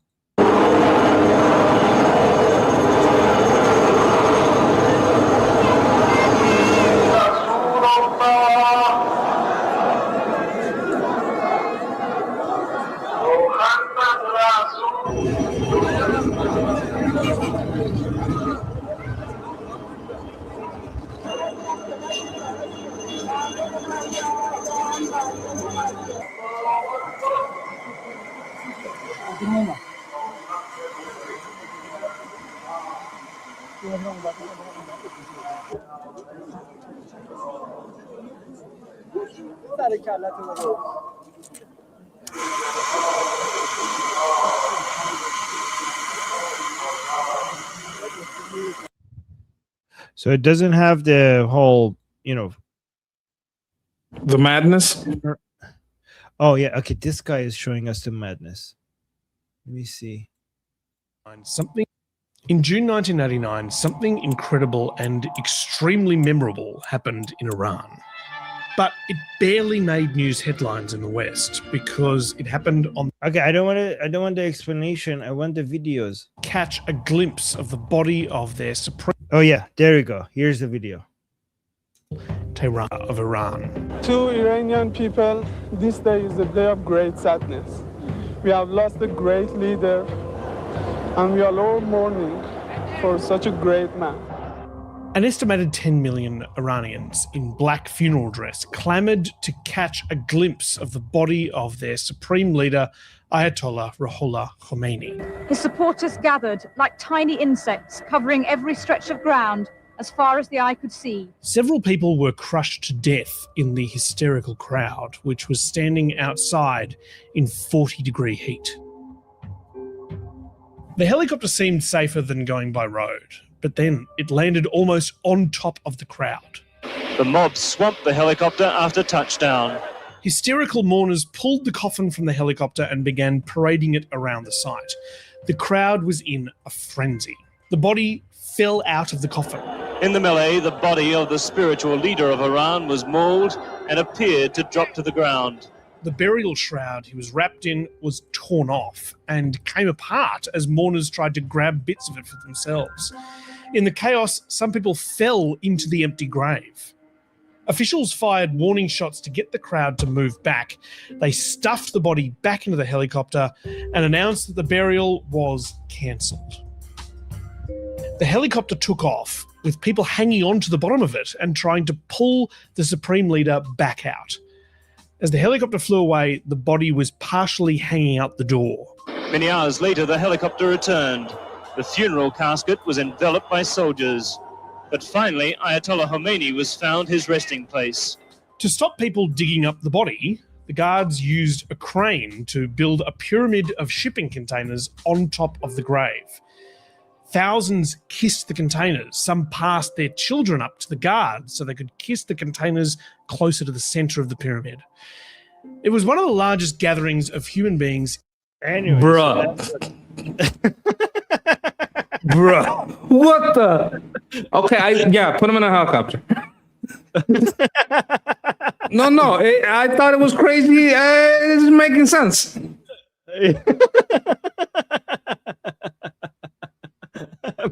That was insane. Did you see how they picked the kid up? Okay, kiss it. Go back down. Did you see? That was so. That cracked me up at the end. Is that what got you? That got me at the end. Okay, here you go. Kiss it. Okay, back down to daddy. Kiss. Wait, let's watch that part again. Kiss the container, right? Like, let me bring that up again. That was weird. You're right. That was here. Okay, It was a little funny too. Yeah. Okay. Wait, the pyramid, the container pyramid. Enveloped by soldiers. Here, But here. finally, Ayatollah Khomeini was found his resting place. To stop people digging up Look, is this container like floating and on the people? Like it's moving. But finally, Ayatollah Khomeini was found his resting place. To stop people digging up the body, the guards used a crane to build a pyramid of shipping containers on. Look at that. That looks like a ziggurat or something. They built a pyramid to protect the body. Top of the grave. Yeah, and look at this guy. Thousands kissed the Oh my god. Kiss the container. pyramid of shipping containers on top of the grave. Thousands kissed the containers. Some passed their children up to the guards so they could kiss the containers closer to the center of the pyramid. Kiss the container closer to the center of the pyramid.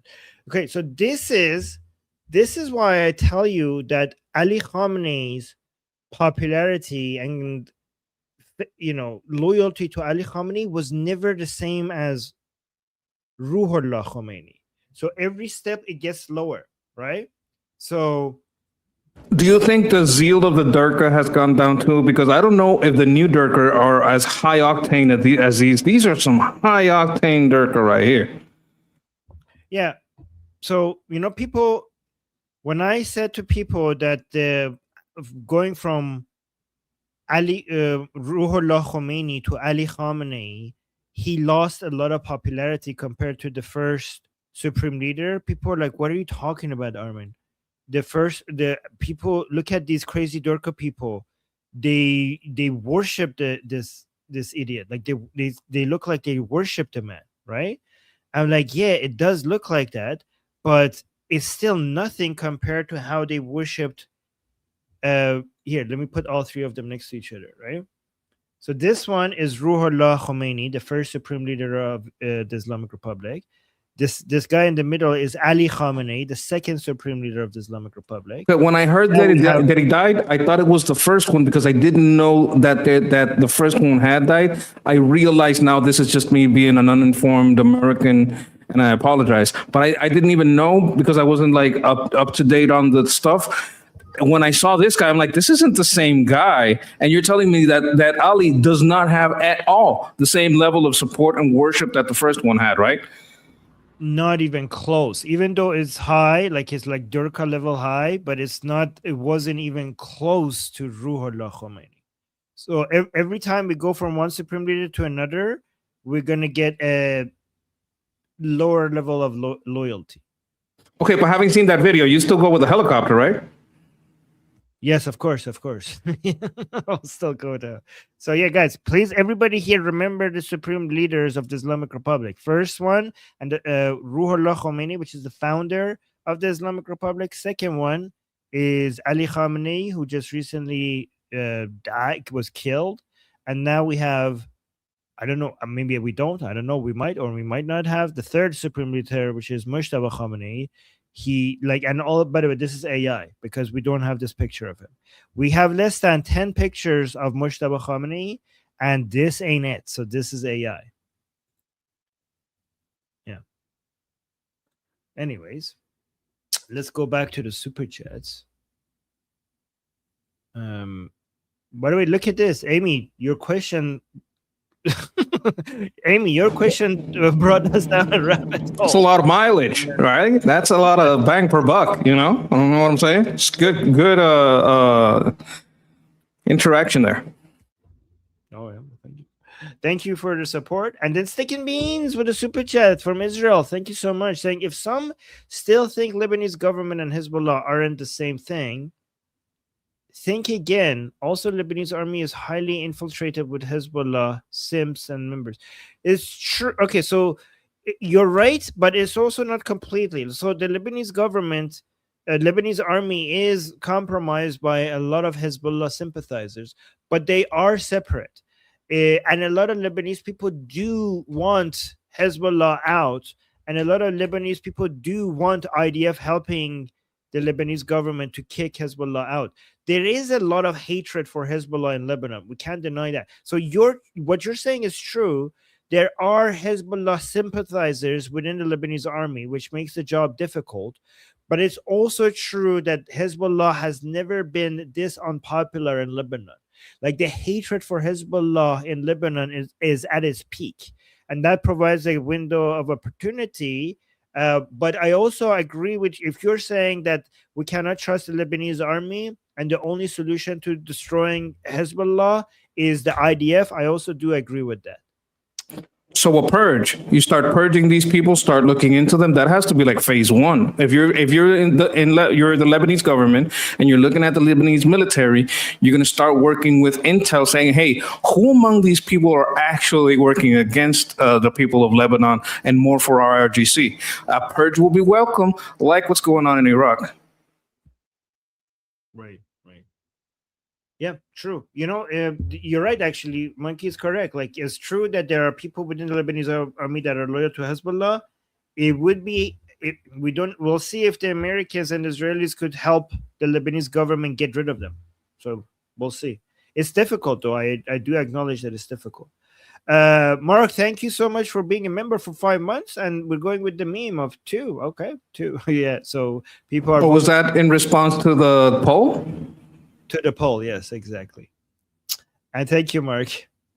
And then we have Cool, okay, thanks, bye, being a member for 1 month. Thank you so much for being a member, saying they have a cardboard cutout on Zoom. Yeah, oh yeah, that's... It wasn't an option, but hey, you never know. It could be the first Zoom funeral. The first Zoom, yeah, exactly. Why not? Why not? Anything like... They would play it at, hey, you guys wanted proof of life? Here it is. And he comes out on Zoom. Yeah. And then we have... Can we have a special stream on July 4th? Yes, we should. We watch the funeral on July 4th, celebrate American victory. I'm up for it. Yeah. Yeah, we should do that. Yes, exactly. Yeah, we should put more American flags and July 4th theme as an overlay. Okay, that's a good idea. BT, that's a genius. We should do that. Maybe an eagle or two. An eagle too. Okay, yeah. Yes, that's a good idea. And then we got another super chat from the real... How do you pronounce this? How do you think you pronounce this? Sao. That's my guess. Sao. Sao. Okay, the real Sao, saying Iraq and Lebanon is Iran's way of holding influence and another layer of defense for Iran. I love the idea of possible IDF helping Lebanon. It's good for my cousin in the Lebanese army. Oh, you have a cousin in the Lebanese army. Yes, I do hope that the Americans commit, because I do know the Lebanese army itself is not going to be able to deal with Hezbollah. I do hope that they do. The only chance is a lot of American IDF support of the Lebanese army. That's the only way to go about it, doing that. And yes, for the Islamic Republic in Iran, Lebanon, Hezbollah in Lebanon, and Hashishabi and the politicians in Iraq, the Islamic Republic politicians in Iraq, are layers of defense and deterrence capability and leverage that they have, and without it, they're defenseless. Without them, they're defenseless. So think about how many times the Islamic Republic has threatened the world, like, oh, the Houthis will close Bab al-Mandab, and the Houthis haven't closed the Bab al-Mandab, right? in the Red Sea. The Houthis, so basically the Islamic Republic seems to have lost its Houthi leverage. But imagine Power projection. Yeah, I mean, imagine how much the Islamic Republic would be able to defend itself more effectively if the Houthis were as reliable as before. They like close the Strait of Hormuz and close the Bab el-Mandab at the Red Sea, then the world would have to submit more to the Islamic Republic wishes. You see how these proxies work? This is not just about ideology. This is about power. This is about strategically using your ideology to exert influence and demand more in return for not damaging the global economy, right? This is their two strongest places to project power, right? Lebanon and Iraq. Okay. Yes, and they're losing them both, which is very, very significant. This is why I would add, so that your cousin isn't betrayed by someone in the Lebanese army, I would put step one, so that the people that are for the Lebanese people, not IRGC or Iran, these people need to be purged. Those sympathetic, the simps, will betray the operations, would betray anything that's happening, would allow Hezbollah to strike back against someone like your cousin. And that is why the phase one of whatever they're doing has to be cleaning up the ranks and doing kind of like false information, putting false information out there to see who moves. Oh, they're about to attack this place. See who snitches and see who moves. You understand what I'm saying? Like also, Yep, I mean, yeah, I see.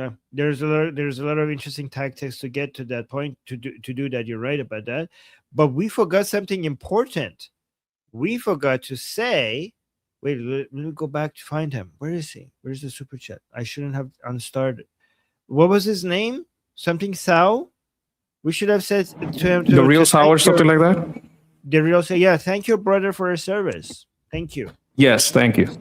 Yeah, thank you for your service. Thank you for his service. Please thank him on our behalf for his service. There you go. I fixed it.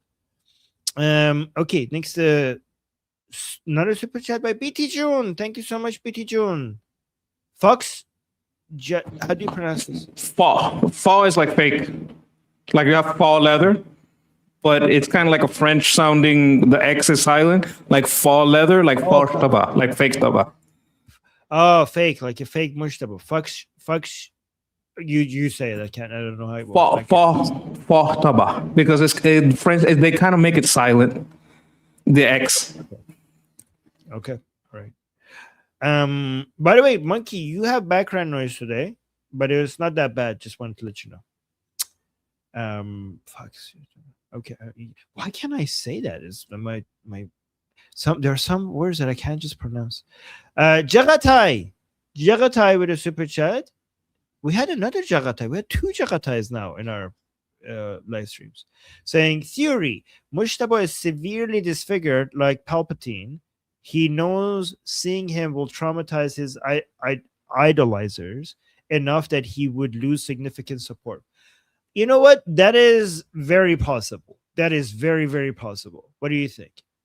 I think if I was him, I would use it. I would use a Phantom of the Opera mask and come out like Palpatine. The attack upon my life has left me scarred, but my resolve has never been stronger.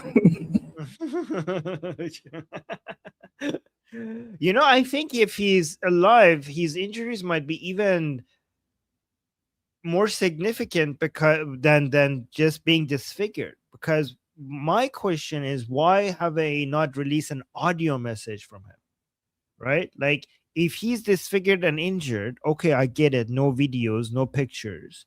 But why can't you, instead of just writing statements on his behalf, what is the explanation for why you don't have any audio messages? What's the explanation for that? Maybe he doesn't have a jaw.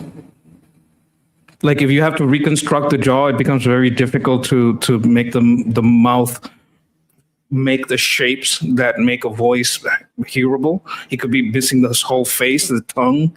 I mean, there's gruesome possibilities to why he might be alive but can't talk. And he might be communicating through writing or typing, So those are possibilities. No jataba. Yes, BT says no jataba. No joke. Oh, that's oh my god, BT. Okay, let's go to the next super chat. Amir saying the pyramid grave is like a new modern Kaaba. You know what? You're not wrong, because Amir, you're actually more correct than you realize. Okay, to those people there, that pyramid at that moment was holier than the Kaaba.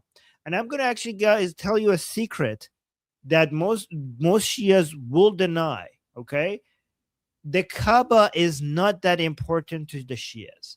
They act like it's very important to them sometimes, but they care if a Shia that is very devout had the opportunity to, I don't know, meet with Ali Khamenei face to face or go to Mecca, they will pick meeting with Ali Khamenei 100 times out of 100, right? And if you give a Shia the opportunity to go to Karbala for pilgrimage over going to the Hajj, going to Kaaba for pilgrimage, they will pick Karbala 10 times out of 10. They will pick Karbala. So they might deny it, but the Kaaba is not as important as Shia, as holy places and people that are relevant to Shia Islam. So maybe for Sunnis, Makkah and the Kaaba there is the most important thing for Sunnis, but not for Shias. Not for Shias. Somebody Interesting. Yeah. Somebody's saying, okay, so somebody's saying, I don't give a Shia about anything. No, you should say, I don't give a Shia about Shias. I don't give a Shia about what Shias believe in. That's what you should say. Okay. In America, we had a commercial, chia. It was a little dog that grew like grass on it. Okay. I'm gonna send it to you one day and see if we can have like a chia mushtaba that grows something on it. I don't know. I'm just spitballing here. All right, we got another super chat by Roman Vikings saying the PRC has merit, expertise, based government position, and governance continue. Wait, let me read this again. The PRC has merit / expertise based government position and governance continuity instead of democratic electoral cycles with polarized policy reversals. How can the West match these benefits? I think you shouldn't. I think you shouldn't copy. Like, why would you want to copy the CCP? It's not like it's working out for them. Instead of democratic electoral cycles. So here's the thing, Roman Viking. I think that tyrannies sometimes look more efficient in the short term than the democratic model. The democratic model, along with a lot of structure, a lot of methods that are embedded in the democratic processes that keeps people accountable. So it's not just electoral accountability, it's also institutional accountability built within the structure of democratic systems that slows things down a lot. And a lot of people in democracies think that this is bad because it's basically not very efficient. And they look at sometimes something that is happening within the more tyrannical countries, and they see like they're getting things done really, really fast and very efficient, and they don't have to worry about the electoral cycles or a lot of government accountability, and things get done faster. And they get jealous of that, and they're like, we should do that. We should be a little bit more like them. I don't agree with that, because short term, what they're doing looks very efficient. Long term, it doesn't. The very thing that in democratic countries slows them down in the short term speeds things up in the long term. It's kind of the difference between a get rich quick scheme and methods that are more tried and true methods that over the long term makes countries prosperous, right? It's the difference between day trading and value investing, right? It's a difference between somebody who wants to make a quick bucks in the market, or like trying to find a cheat code and getting things done faster because they don't have the patience in investing in the values and the methods that builds your country's bases and fundamentals to set it up right for the long term.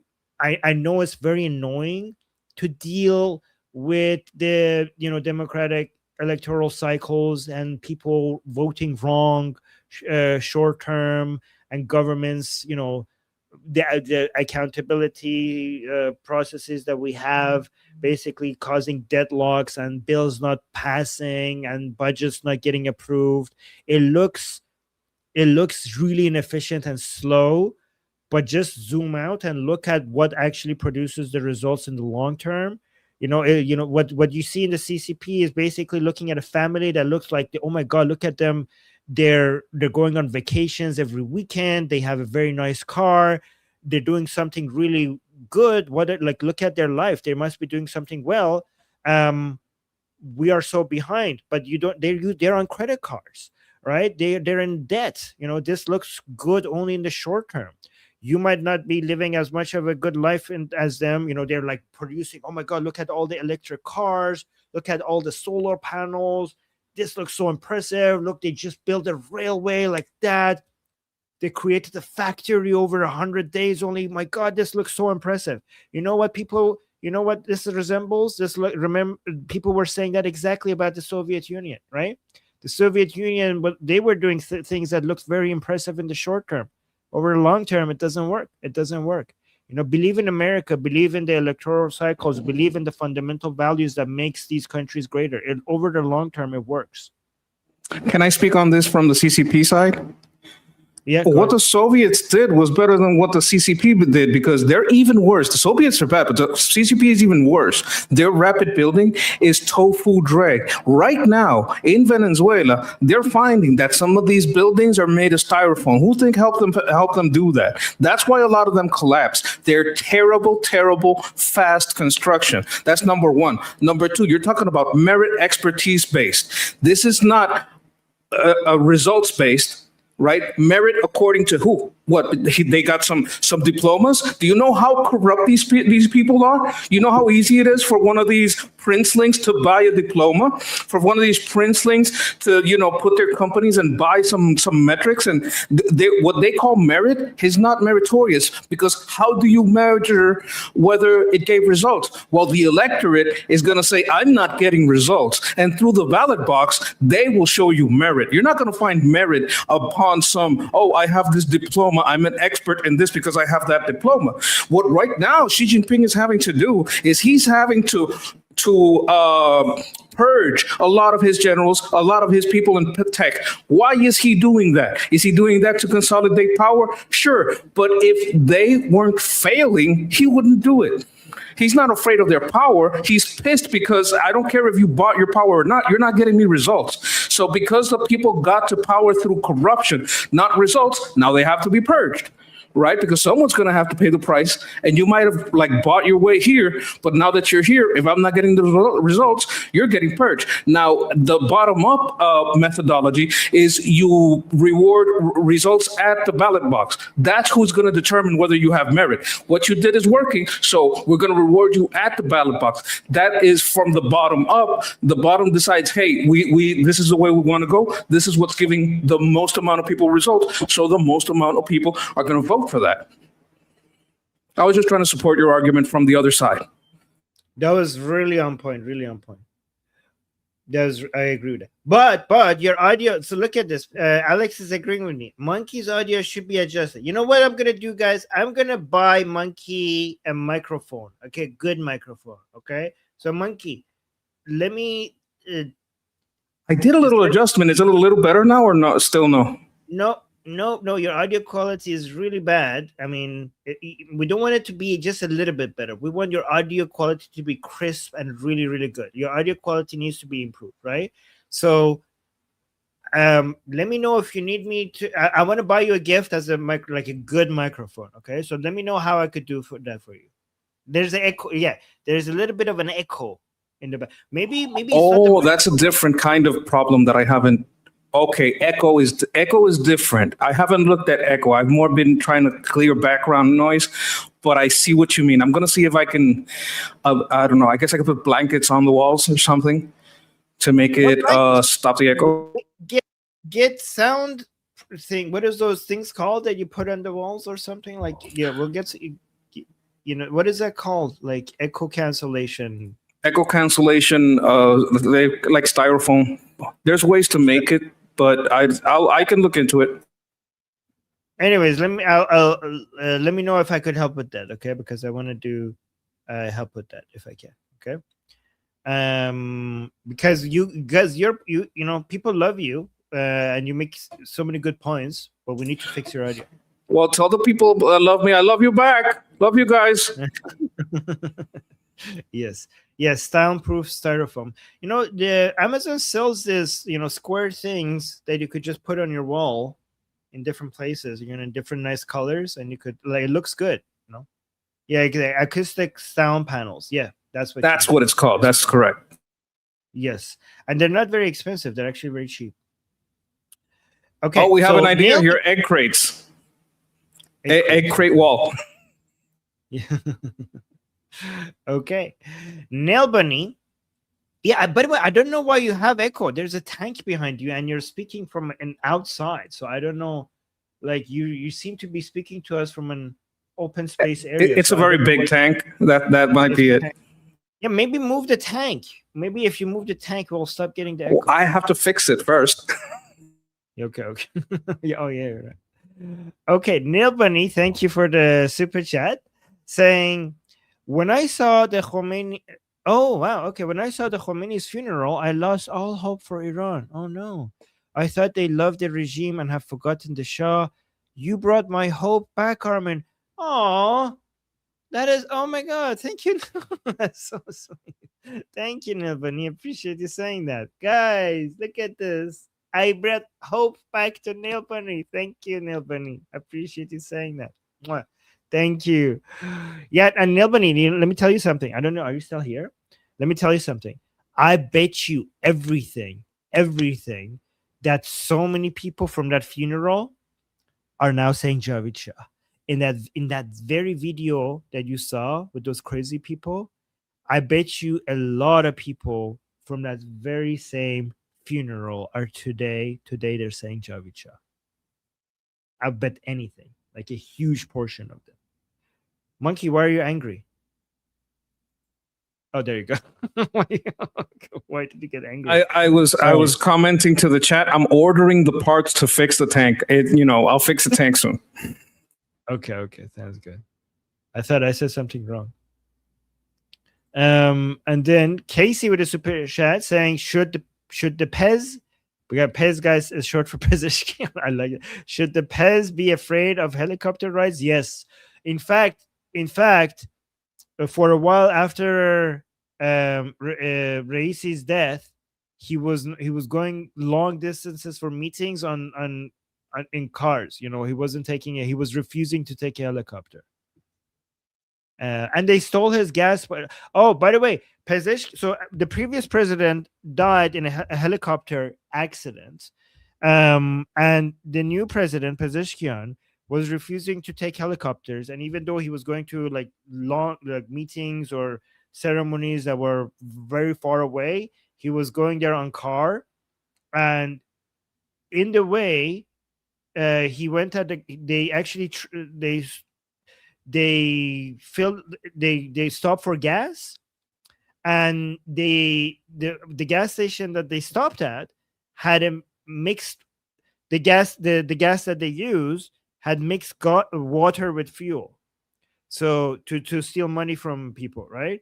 And he got stranded in the middle of nowhere with his crew because he was robbed, basically, and he was cheated by the gas station that they stopped at.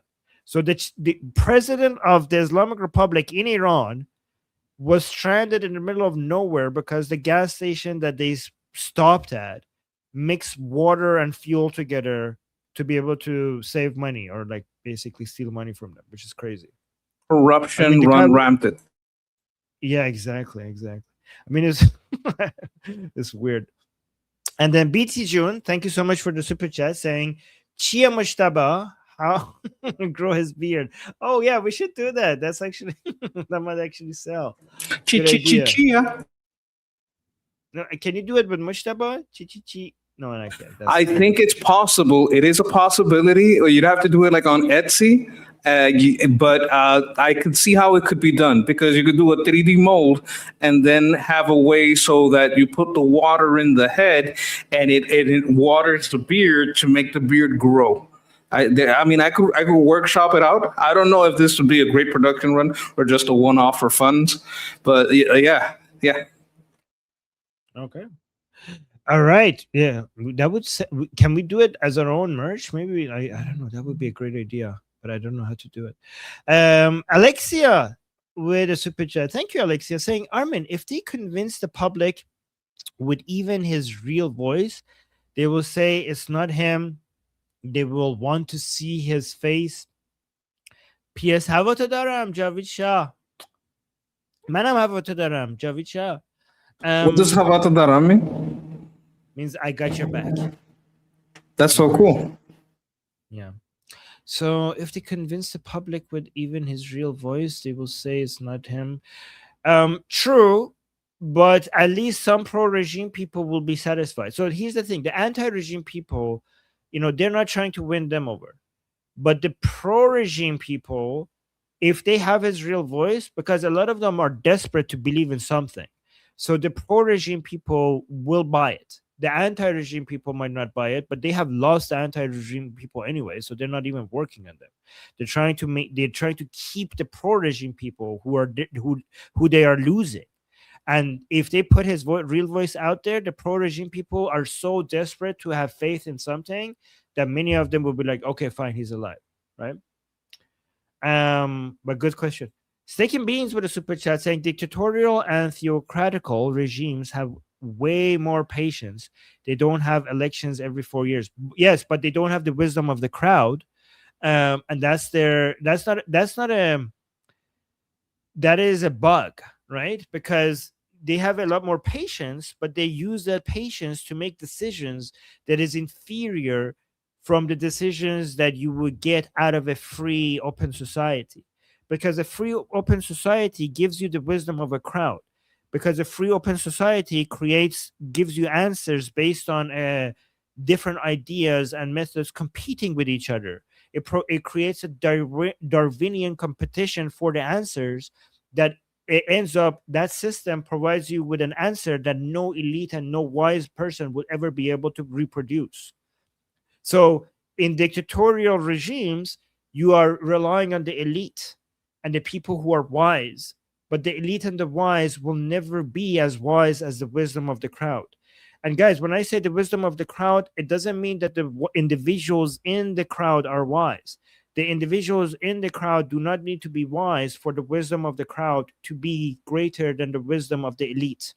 We have 3 levels of wisdom. This is the lowest. The average wisdom of members of the crowd. That's the lowest. Then we have the wisdom of the elite, the professionals, the experts, right? That goes a bit higher. But then we have the wisdom of the crowd. Even though the wisdom of each individual in the crowd on average is low, there's an emergence happens. There's an emergent property of the society when you allow them to compete and freely express themselves and freely fight the different methods, freely compete against each other in a Darwinian evolutionary process that creates a wisdom that is so much higher than the aggregate amount of the wisdom of every individual in the crowd, right? It's kind of like an ant colony. Each individual ant doesn't look very smart and doesn't look like very intelligent at all. But if you look at the colony as a whole, you see an intelligence that it cannot be explained with each individual ant. And this is demonstrable. This is why communism and fascism fails. Communism fails because no elite could be able to figure out what is the right amount of supply and price of each product and how the market should behave, how should production of goods and services be done. That's why communism fails, because the elite cannot reproduce the wisdom of the free markets. And fascism fails because no philosopher king will be able to come up with the political processes that works best for society better than a free society with the liberty to make its own decisions and basically allow whatever method that is inferior to fail, right? So fascism fails because liberty in politics is the best answer, and communism fails because liberty in the markets, in the economy, cannot be beaten. Can I add to that two remarks? One is the people want Armin's ant cam. If you ever get a new ant colony, the ones that you could put in glass, I bet a cam to that you could switch to it. Like maybe you have it in the garden or something.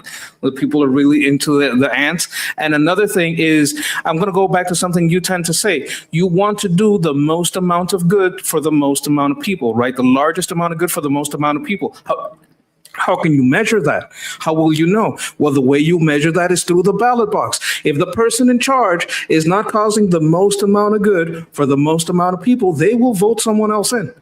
Right. So if you have some wise leader, like I'm going to give you an example, this guy, Neil deGrasse Tyson, I would never try to, lecture him on astrophysics, but I'm not going to take his lectures on why women and men is the same in sports. They have different musculature. He is an expert, but sometimes people have the bad habit of trusting an expert in one field when he talks about things he has no expertise on.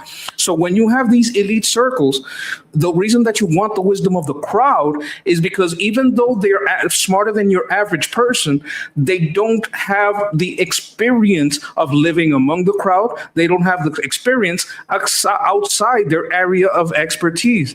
So if you want to know what is going to be of the satisfaction to the largest amount of people, that's also where you go to the wisdom of the crowds. And I think you've spoken on doing the most amount of good for the most amount of people. So I wanted to bring that up to bear in this.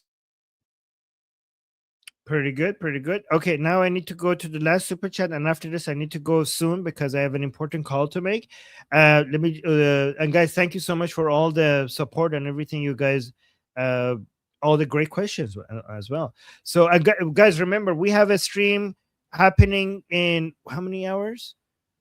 We have a stream coming up in 2 hours on the same channel. So make sure you subscribe and you also hit the bell notification on Liberty Politics. But let me just read this one and then I'll go make a call. Guys, big things are happening. I'm making like really important phone calls to people that I never imagine I would be talking to.